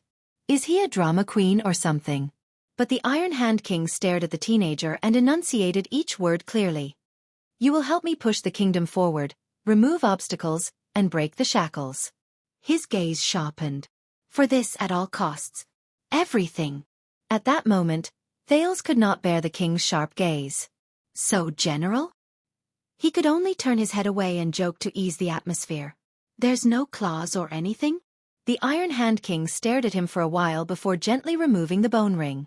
The oath is made by people, not by cold words. The oath is also connected to people. The king said softly. We have a tacit understanding in our hearts regarding the agreements we make, the promises we keep, and everything we have said before. There's no need for unnecessary words. Thales' eyebrows twitched. He chuckled unnaturally. Sounds like playing house. But the king did not want to play house. He pushed Gertakosa in front of Thales.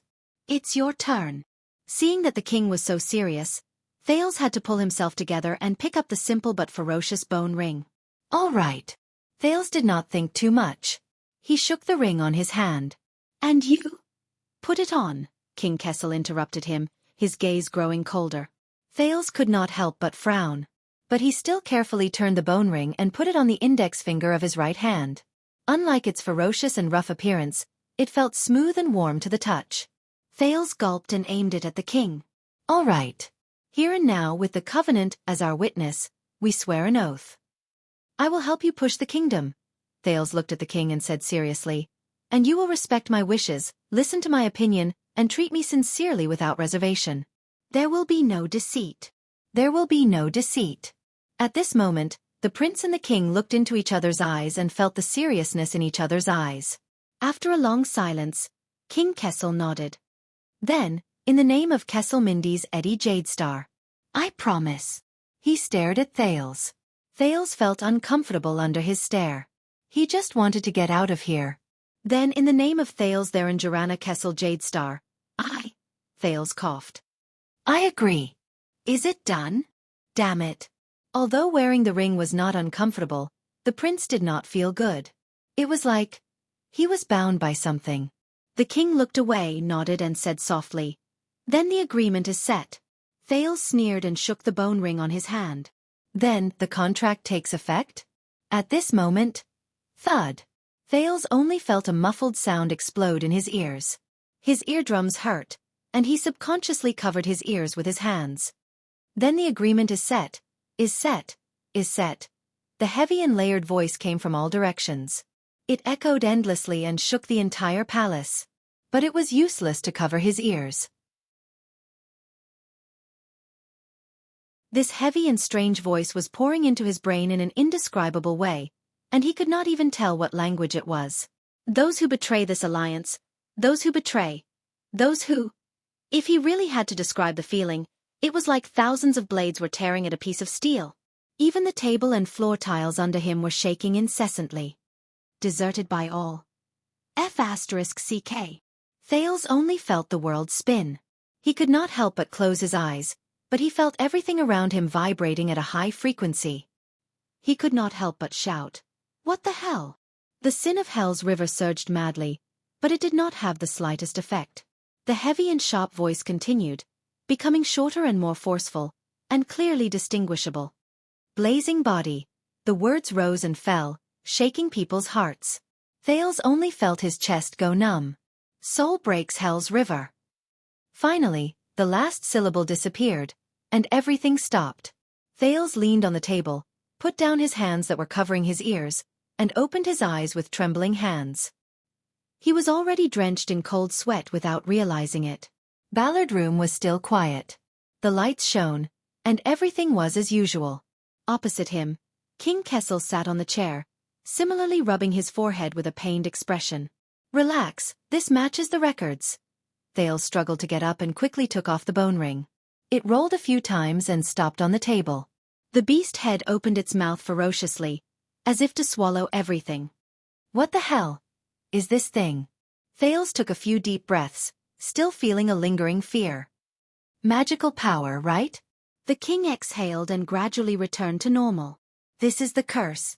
Thales desperately rubbed his ears, but found that they no longer hurt, as if everything just now was an illusion that never happened. Curse? King Kessel nodded, and his expression became cold again. During the age of the Empire, some people said that they came from the depths of hell, from the source of Hell's river, and that they were proof that demons were disrupting the human world. Some people said that they were just fabricated by charlatans, alarmist self-proofing prophecies, but self-deceiving. Others said that they came from the mysterious and terrifying unnamed ancient god, and lurked in the corner that the god of light missed when he created the world. Let's spread the word that Me reading app is really not bad. It's worth installing. After all, you can read books in a cache and read them offline. But even the once knowledgeable wizards could not completely understand the secrets within. They could only classify it as the most secret and taboo part of magic, keep a respectful distance from it, and shelve it. The king cast a glance at Gertoxa before he looked at Thales quietly. His words were profound. This is the curse laid down by the ancient wise men of the Orc tribe.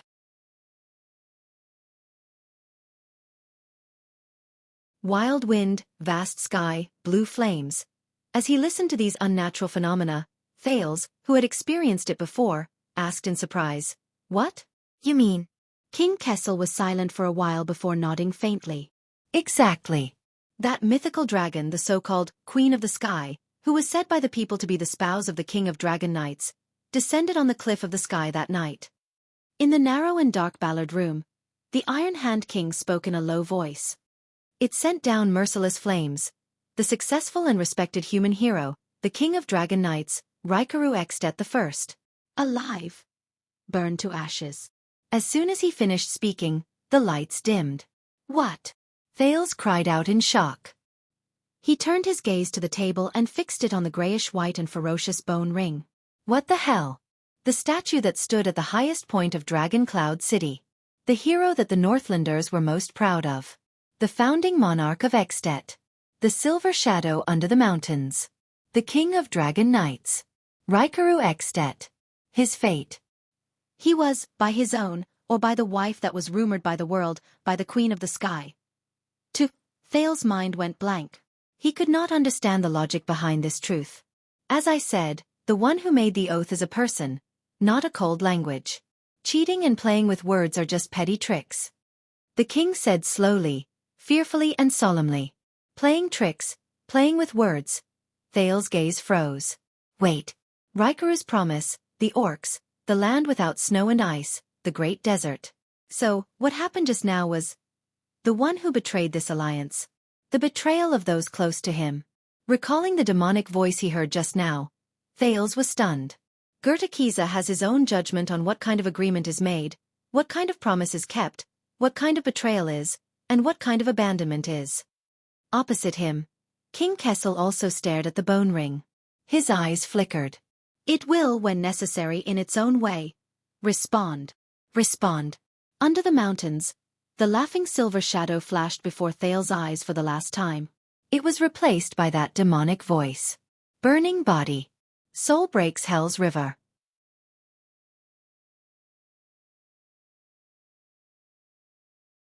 Chapter 631. In the future, I'll probably publish the chapters like this. On one hand, I'll avoid using the chapter table of contents of the main novel, and on the other hand, I'll avoid people saying that I'm using the word count of the foreign chapters to swindle money. After finishing these 2 transitional chapters, it's the same as changing my mood and adjusting my writing state. Tomorrow, I'll go back to writing Thales' main novel. Kingdom Bloodlines chapter on 4 and 8 currently typing. Please wait for a moment. After the content has been updated, please refresh the page to obtain the latest update.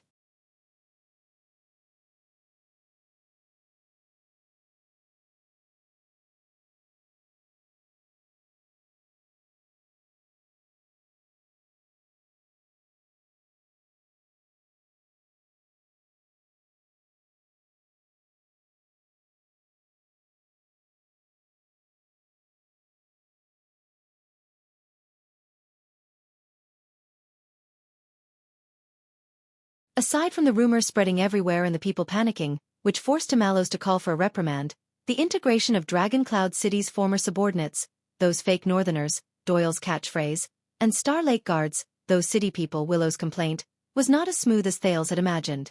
Ralph's equipment and appearance clearly showed that he was not to be trifled with. A few days ago, he was mistaken by others for being arrogant and unwilling to talk, and he almost got into a fight with Jonvold.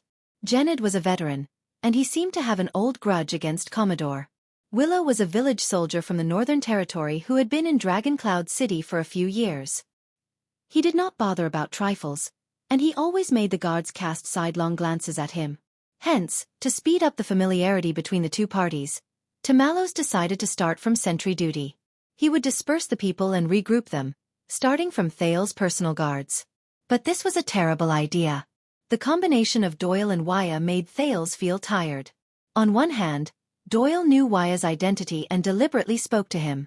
His words were flattering and funny, but Wuxia was rigid, and he felt that he had to answer every question out of courtesy. As the two of them went back and forth, the scene they formed was called noisy. "So, Attendant Wuxia, you have been staying in Dragon Cloud City for the past 6 years, eating and sleeping with the prince, and never leaving his side?" "No, Your Excellency Doyle.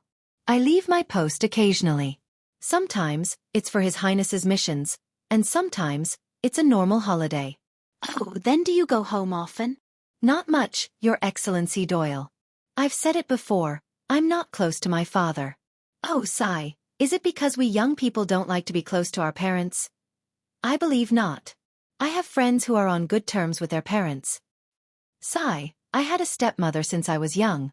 But what about your mother?" "She passed away." "Sorry, I didn't mean it." "It's okay, I understand." Then, Count Casso never thought of remarrying. Thales, who was concentrating hard on the exercises, could not take it any more. He slammed the table angrily. "Can both of you shut up?" Wuxia and Doyle stood at attention in unison. "Yes, Your Highness. I'm so sorry, Your Highness." So, the two of them lowered their voices and spoke with anger. "Shh. So, Wuxia, who gave you this name?" His Highness told us not to talk. My mother gave it to me. She used the name of her younger brother who died young." "I see. No wonder it sounds so nice. Hey, are you an only child?" "I think it's better if we don't talk." "Yes, my mother wanted to have a second child when she was alive." Thales was so angry that he fainted in his book. Glover was not good with words, and Ralph could not speak at all. They should be a very quiet and comfortable team.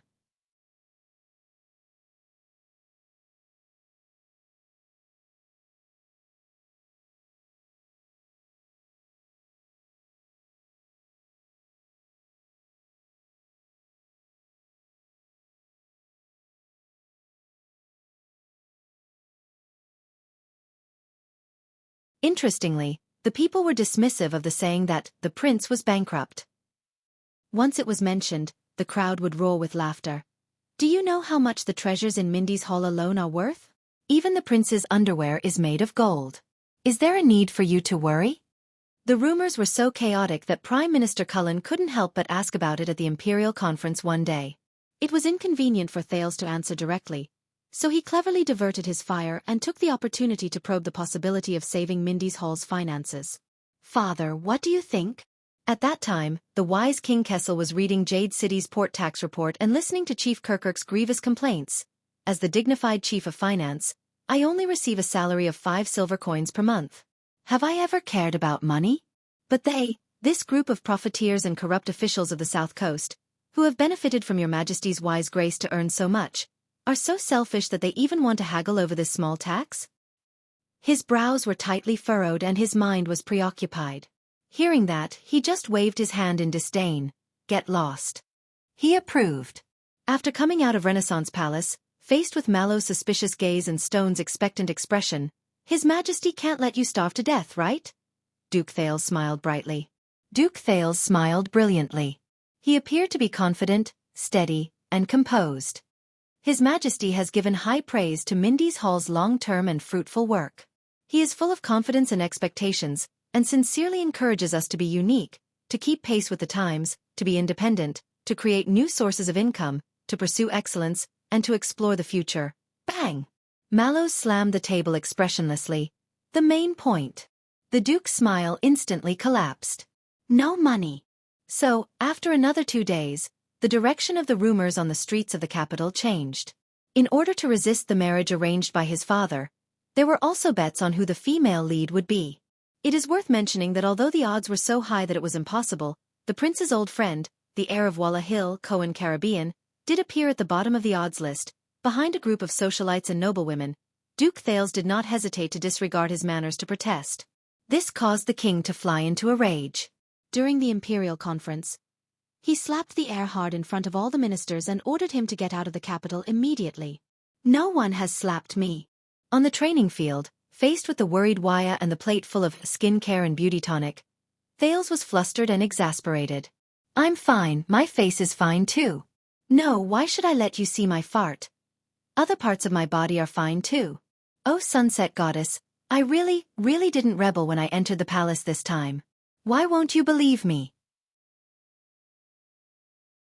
Under the influence of many factors, mainly the increasingly shocking numbers on the account book, Thales gave up on keeping a low profile and stopped hiding. He began to let Mallows openly check the inventory, sent Stone as a logistics officer to liaise with the chief of Renaissance Palace, asked for the account book and map of Star Lake Fort from the Nobility Affairs Council, instructed the Jade Star private army to stay behind, communicated with the police station about the time to leave, and had the others, Doyle was indignant about this, purchase sufficient supplies. At the same time, he shut his door and refused to leave. Is this really fine? Won't the rumors get worse? Wuxia frowned. Trust me. On the training field, the prince drew his bow and arrow with gritted teeth, aiming at Mallows but in the distance. The prince's but is very popular. Wuxia was stunned. But fortunately, the rumors only circulated for a few days before they all changed. Rumor had it that Duke Thales overstepped his bounds during an imperial conference. The king was furious and cut off Mindy's Hall's financial resources as punishment. The Duke of Star Lake had to leave the capital to find his own way out. Well, at least part of it was true. The rumor among the vassals and bureaucrats was that the Duke of Star Lake's political stance was too moderate when it came to taxes. He even sympathized with the feudal vassals who were far away. This offended the king's party that had been in power for a long time. The latter repeatedly slandered the king during the imperial conference and finally moved the king, forcing the duke to stay away from the center of politics. This is not entirely wrong. Therefore, on a weekday morning, when the sky was just beginning to light up, the main gate of Mindy's Hall silently opened. The fleet of carriages belonging to the Duke of Star Lake slowly drove out towards Star Lake Castle near the royal family's hunting forest in the suburbs. Are you sure everyone is fine with this? After all, we are leaving the city and going to the countryside.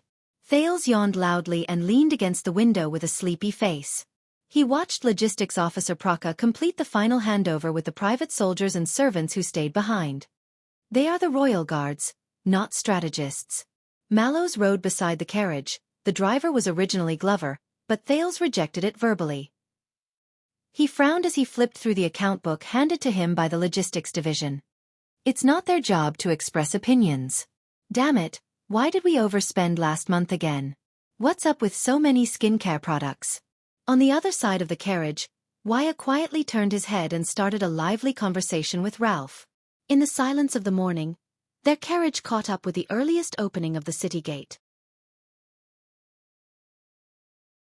They passed through the Philosopher's Gate on the south side of the capital, passed through a few markets and villages outside the city, crossed Shepherd's Ferry, and drove onto the southern section of Renaissance Avenue, which had been greatly rebuilt during the reign of Thorn-Cutter, Tormund III. The south side of the capital was obviously more prosperous than the north side. Along the way, there were peddlers and hired workers who had woken up early to enter the city, farmers and craftsmen who were preparing to go to the market, postal carriages going back and forth, and even foreign travelers. They were either transporting goods in carriages or walking on foot from various towns near Eternal Star City. They were in groups of 3 to 5 and were bustling with activity. From time to time, they would comment on the carriages that passed by them. Ah, I recognize this carriage. It should be this season's patrolling court. They are the judges who are patrolling and adjudicating cases on behalf of the king. Forget it. They don't even have a flag. They must be some noble's illegitimate son, the kind who is overflowing with wealth but can't afford to make it public. Look at the imposing manner of this carriage. Tsk, so awesome. Men should be like this. Tisk, he's just a bastard with a good life. If I was born there, I could replace him too. It was the end of summer. The vegetation around the avenue was lush and verdant. The Duke's carriage turned off the avenue. There were fewer travelers, and trees grew, shading the sun. Birds and beasts flew away in fright. The surroundings were full of life, and the atmosphere gradually became more wild. They had entered the territory of the royal family's hunting forest. F***ck. I swear that's a bear. Doyle cried out in surprise. For a moment, the entire team was extremely nervous. Zombie, draw your sword. Don't be so paranoid, the veteran Jennard shouted at them to stop. He shook his head. I saw it clearly. It's just a stray cat. According to Mallows, the royal family's hunting forest, which had been delineated since the Black Eye era, had always been a good place for the royal family to go on leisure trips and entertain guests. Before the Bloody Year, the late King Adi had led a group of ministers to hunt there more than once. The two princes, Horace and Herman, especially liked to call their friends and gallop on their horses. During the Bloody Year, Eternal Star City was threatened by both the rebel army and Extet. They had no choice but to close the city. Hence, the entire Central Territory was filled with bandits, and the surrounding villages and towns, as well as many nobles' fiefdoms, were almost destroyed. The hunting forest also became an ownerless wasteland. It was not until the Fortress Treaty was signed that the kingdom's wrath returned with the Fury Guards. They reorganized the Central Standing Army and wiped out the remnants of the rebel army and bandits around the capital. After the war, firstly, the national treasury was in dire straits, and secondly, the people's lives were in dire straits. Moreover, the Iron Hand King himself was not interested in hunting or feasting. The royal family's forest protectors who were responsible for guarding and maintaining the forest did not receive any rewards. The merchants and farmers did not have any profits to share either. Hence, they scattered and settled down nearby. Some became tenants in the farmlands, some were hired to work, and some joined the Jade Star Private Army. Conversely, they became a high-quality source of soldiers when the standing army was reorganized. The kingdom's Wrath's barren manor is down that road. Next to it is the barracks of the Central Standing Army. For more than 10 years, he has almost turned the hunting forest into their exclusive training ground and exercise ground. Mallows stared at a small path in the forest that was obviously trampled out. His gaze was profound. But the good thing is that with the standing army here, no one dares to invade the nearby royal territory. Jenny, who was raised as a noble's warhorse from a young age, was extremely dissatisfied with such an environment. From time to time, she would break free from the person who was leading her, neighing as she chased after a deer or a badger that flashed past the depths of the forest, causing the team to be in a flurry. But always, after Thales tried his best to call out to her, she would return dejected and depressed, covered in marks from branches and plants. In the stable, she's the queen. No horse dares to fight with her, the veteran Jennard said cheerfully. But the birds and beasts here don't have such self-awareness. She's not very satisfied. They soon arrived under an iconic tree. The watchman said that this was the most popular campsite when the hunting forest was still flourishing. The thick and dense tree, which seemed to be very old and covered the sky, was called the Star Tree. There were many legendary stories about the Jade Star royal family. It was said that during the last years of the Empire, the King of Renaissance, who was still an illegitimate child, once ignited his fighting spirit under this tree. He was determined to make a name for himself and get rid of the name of a bastard. There were also people who said that 500 years ago, the procrastinator, Prince Brad, suffered a coup and fled Eternal Star City in a panic with a 9-pointed star crown. He climbed this tree to escape from his cousin, the unfortunate one Kira, who was chasing after him. He fled to Brave Soul's fort to recruit soldiers and buy horses, and thus began the bloody confrontation between the two stars. There were also legends about the great spirit Archduke, Khan Trentida, who invaded Constellation 400 years ago. It was said that he camped under this tree and was prepared to besiege Eternal Star City. However, in the middle of the night, he saw the King of Renaissance charging towards him with a spear in hand. The brutal and terrifying Great Spirit was startled awake from his dream. He was so frightened that he tore camp overnight and retreated. There were also people who said that 300 years ago, The jackal, Sumer III, invited 5 guardian dukes to a hunting feast under this tree. 3 of them never walked out of the hunting forest. There was even a poem that said that 200 years ago, the conqueror of the north, Erica, who was still a princess, met a mysterious knight who was not recorded in the history books under this tree while she was hunting. That was how she became pregnant with the enemy of the wolves, Kira, whose biological father was unknown. However, even though DD, who often came here to play when he was young, narrated the above story vividly, and even though he managed to stun the audience like Willow, Ralph and Wuxia, the Duke of Star Lake only laughed it off. Thales originally thought that they would encounter such a dense forest along the way. However, after walking for a short while, the end of the road suddenly opened up. Amidst the green forest, a blue lake came into view. It was as pure as a mirror, and it reflected the pure white clouds in the blue sky. It was dreamlike, and for a moment, people could not tell the difference between heaven and earth. With the beautiful scenery before them, everyone, including Thales, could not help but stop in their tracks. By the sunset, goddess. Doyle looked at the blue lake excitedly. This is much more beautiful than the painting. Wait, the painting? Wuxia reacted, his face full of suspicion. Didn't you say that you often came here to play when you were young? It's not time yet. Let's continue forward. Mallows was in a rare good mood. He ignored the people behind him who were glaring at DD. It's not too late to be amazed by it then. The Duke's convoy moved along the lake. The grass and trees became shorter, and the scenery before them became wider. Looking into the distance, the other end of the lake was a towering and precipitous mountain wall. Dozens of raging waterfalls hung on it, rushing out from between the rocks and straight into the lake, like a giant silver curtain falling from the sky. My God, I've read about this in a book. It said that practicing swordsmanship down there will yield twice the result with half the effort. The young vanguard in training, Ness, pointed at the wide waterfall excitedly. Does anyone want to surf? Don't believe those knights. If you rush down from there, even if you're alive, you probably won't be able to find that story. Second-class protector officer, Hyman Franzuk, mercilessly dampened his enthusiasm.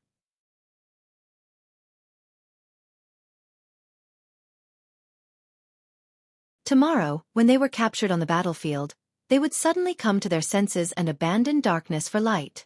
The leader of the Eastern Seas heroes, the Cullen family of splendid Port City, had repeatedly switched between the two parties.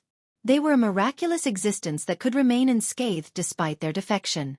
That was why the nicknames of the 2 guardian dukes of the Eastern Sea were Noon and Midnight, respectively.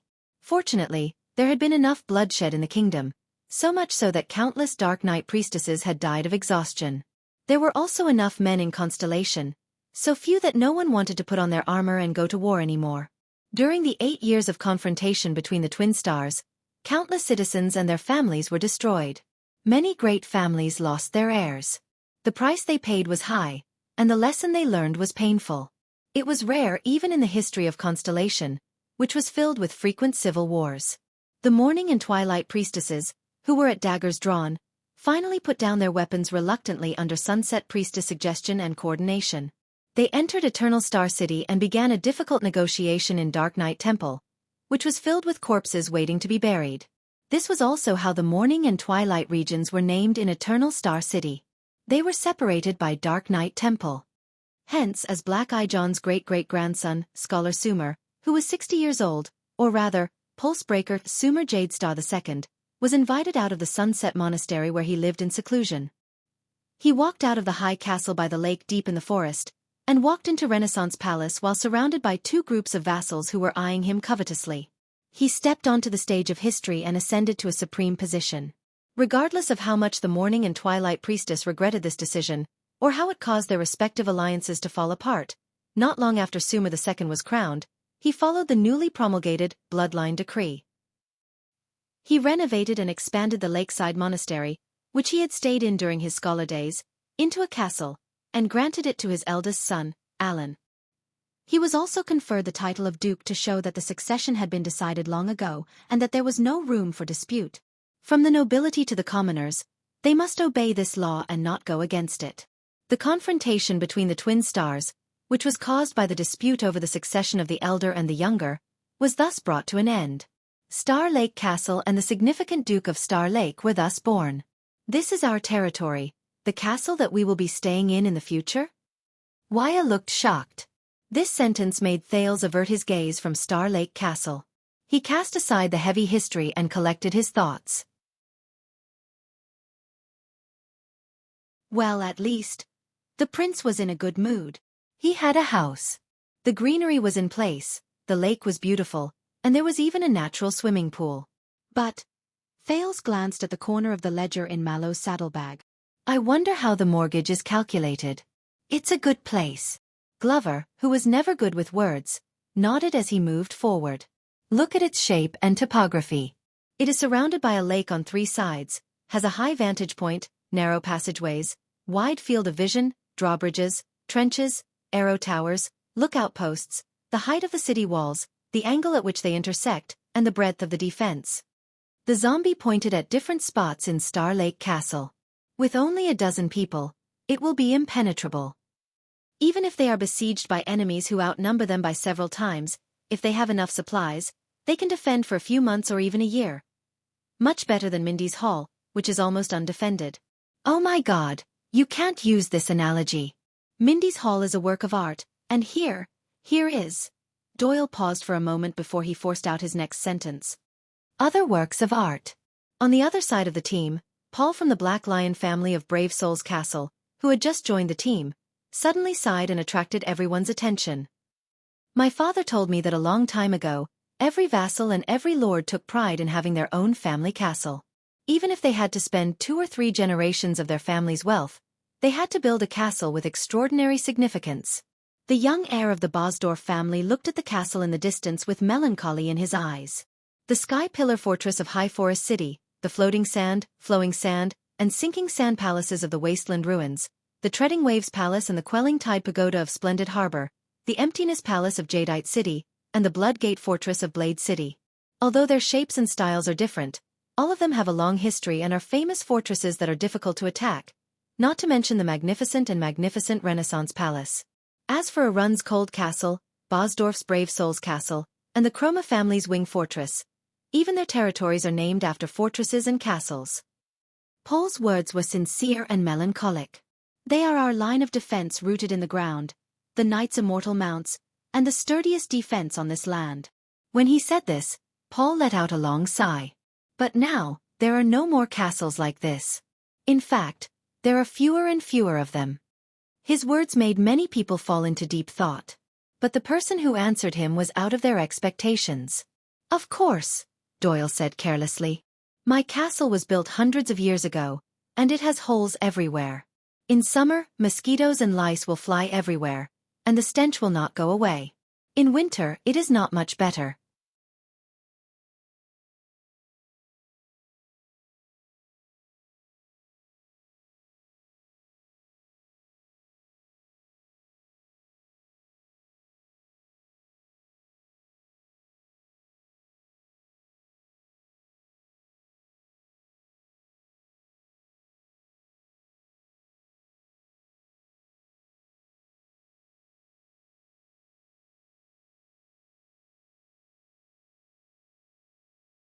Doyle stared at the half-eaten bread in his hand, lost in thought.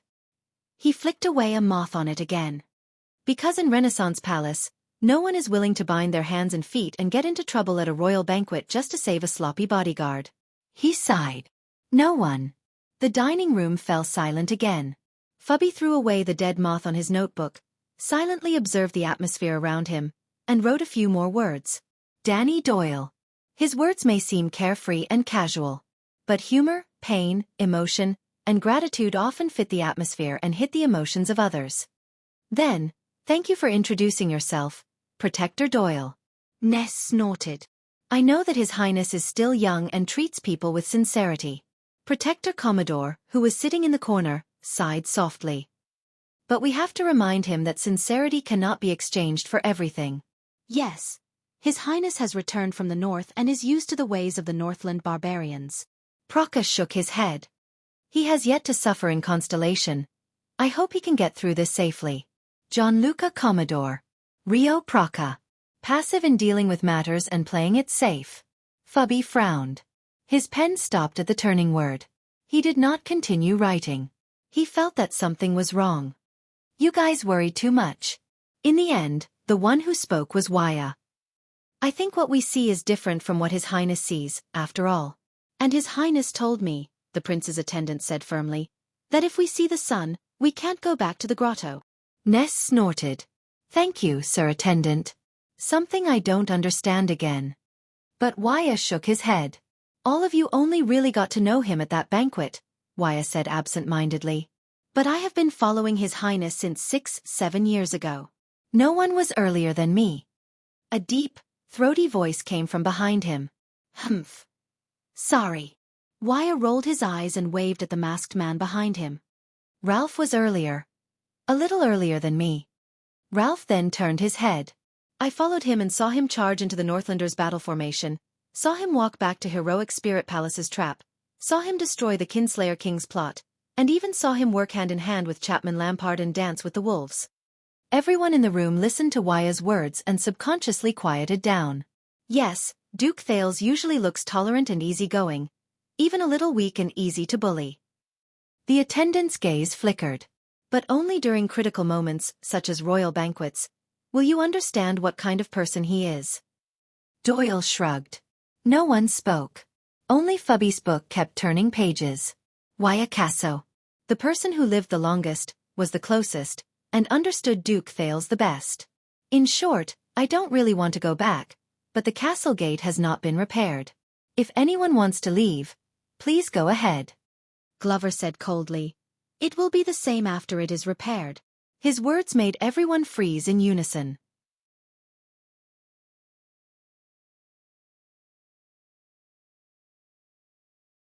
He notified the surrounding villages and towns in advance, and asked them to compensate the nominal suzerain, the Duke of Star Lake, for his food and clothing so that Thales would not starve to death in the castle. Then, with the help of the chief of palace staff, the logistics division continued to recruit servants, cooks, and gardeners from the villages, on the condition that part of the rent and taxes were waived. Your fief is about the size of a small baron's territory. Of course, it's not the barons of the Northern Territory or the Land of Cliffs. All of their territories are uninhabited wastelands, and the area is almost the size of the Count of South Coast Hill. This morning, Thales was walking on the ridge of the fields. Accompanying him was Baron Quinton, who had rushed over from the capital. The latter was talking non-stop about the fields in front of him. 6 farms. Other than one belonging to Sunset Monastery, which serves the gods, the other 5 have to report to you. There are self-owned fields, rented fields, and public fields with a long history. But now, they are all complicated and intertwined. 5 respectful butlers followed behind Baron Quinton. Each of them held a thick stack of account books and records. More attendants, guards, and servants followed behind them, trembling with fear. The production of each farm is different. It's far from enough to feed just the farmers. For this, we have hired many workers to produce grapes, wool, and other primitive crops according to the season and the weather. Of course, in another month, the wheat in the fields will be harvested. It will be very busy then, and we need even more manpower. Thales frowned as he listened. They were in a farm that belonged to Star Lake Castle. Along the way, they saw farmers carrying farm tools and leading cows and horses to the fields, or farm women carrying for baskets to work in the workshops. They might not know Thales, but when they saw Baron Quinton and a few butlers, their expressions changed slightly. They retreated in unison and lowered their heads as they whispered to each other. There are also 3 villages or small towns with a long history. Even war could not erase them. They pay taxes to the royal family regularly. It's just that things have not been going well recently. Everyone prefers to go to Eternal Star City or other large towns to find work and make a living. The chief of palace staff spoke excitedly as he walked. He was very familiar with the situation of Star Lake Castle's fief. Also, your fief is next to the Wong family's hunting forest. If the villagers want to hunt some game or chop some firewood, as long as they pay enough and don't do it too openly, we will turn a blind eye to it. It can be considered as an output. After all, it's not easy for everyone after the bloody year. Remember, every farm and small town has its own craftsman.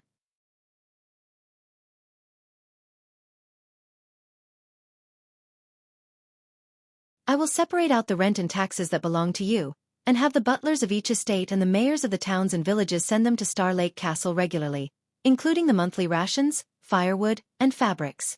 Of course, the variety and sophistication of food and clothing cannot compare to those in Eternal Star City. Thales waved his hand generously, indicating that the Duke of Star Lake should share the joys and sorrows of his people. Seeing the prince's indifferent expression, Quentin could not help but sigh. In the future, there may be a mistress who will take care of these for you. Unfortunately, you are the heir to the throne, and the future mistress is destined to be the queen. She will be busy enough with the families of the nobles in Renaissance Palace, the capital, and even the entire country. She probably won't have time to take care of these minor details. You still have to find a suitable candidate. That was what he said. But in reality, there was not much for Thales to worry about, because Baron Quentin had already arranged everything before he came. The public and private taxes of the territories around Star Lake Castle, land tax, poll tax, hunting tax, including transaction tax, travel tax, and so on, were all collected by the tax collectors of the Department of Finance into the Treasury. This year, they would all be transferred to Star Lake Castle.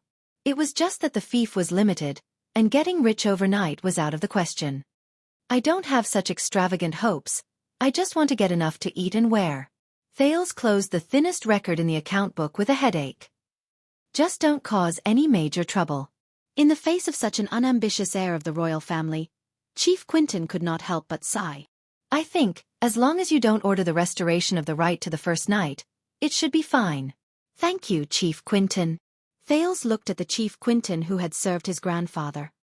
I know, it was your intention to help speed up the handover, which allowed me to take over this land so smoothly. Baron Quentin paused for a moment. He closed the account book and passed it to the other stewards, telling them to stay away. Do you really think that I am the indispensable person to these lands, and that I can decide who they belong to? Baron Quentin looked at Thales with a complicated gaze. I think he still cares about you. Thales' smile froze. Perhaps. Thales put his hand into his pocket and touched the Gertoxa. It was cold to the touch, and the thorns pricked his hand. Perhaps.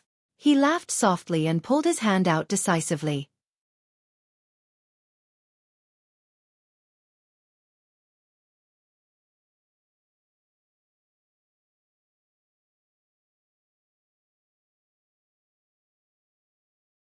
What's wrong with you? Sob, Your Highness, sob, I understand. Please give me the account books, I'll take a look. In comparison, the theology class, which had also been moved to the countryside, showed another side. It's okay. It's nothing. Sunset will not punish you for this. On the contrary, Sunset is tolerant and kind. She will pity your misfortune. Just don't believe in that name anymore. Instead of placing your hopes on external objects, it's better to believe in your own hands. Priestess Mel Jen gently comforted a trembling farmer who was tied up. The latter was reported by the steward of the farm, saying that he knelt in the fields in the middle of the night while waving a torch. He slit a sheep's neck while he chanted a mysterious name that he did not know, praying for good weather and a fruitful farm. This made Wuxia rather indignant. You let him go just like that? Even if he believes in heresy and disrespects Sunset? The attendant glared indignantly at the farmer who was scared out of his wits. He returned home with the help of his wife and son. The temple has already investigated this thoroughly. Mel Jen made a prayer gesture without turning her head around. That is not heresy. It is just a folk belief that has existed for a long time.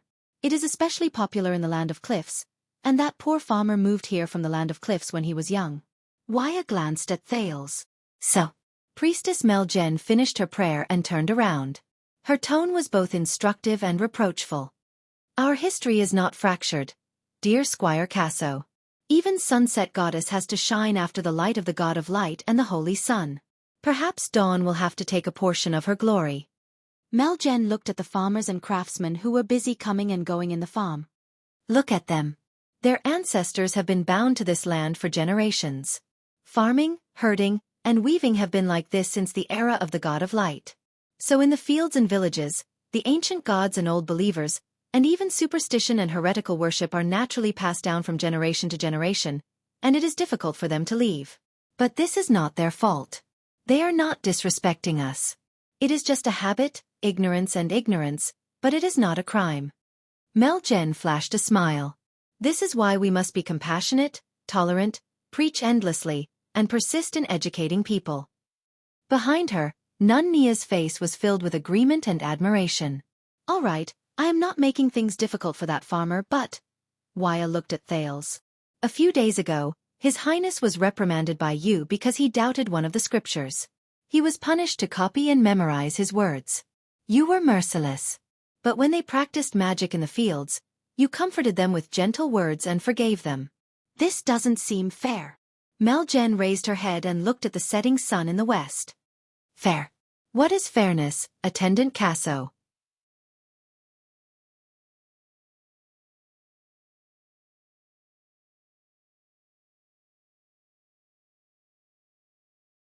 His orders came from the same clan, which increased the effectiveness of governance, strengthened the cohesion of the empire, and reduced the possibility of division. It was an important factor in the empire's ability to maintain its rule after the epic conquest. Hearing their answers, Thales nodded one after another. Not bad. But that was not the first time messenger crows appeared, nor was it the first time they appeared on the stage of history. Thales searched for his memories.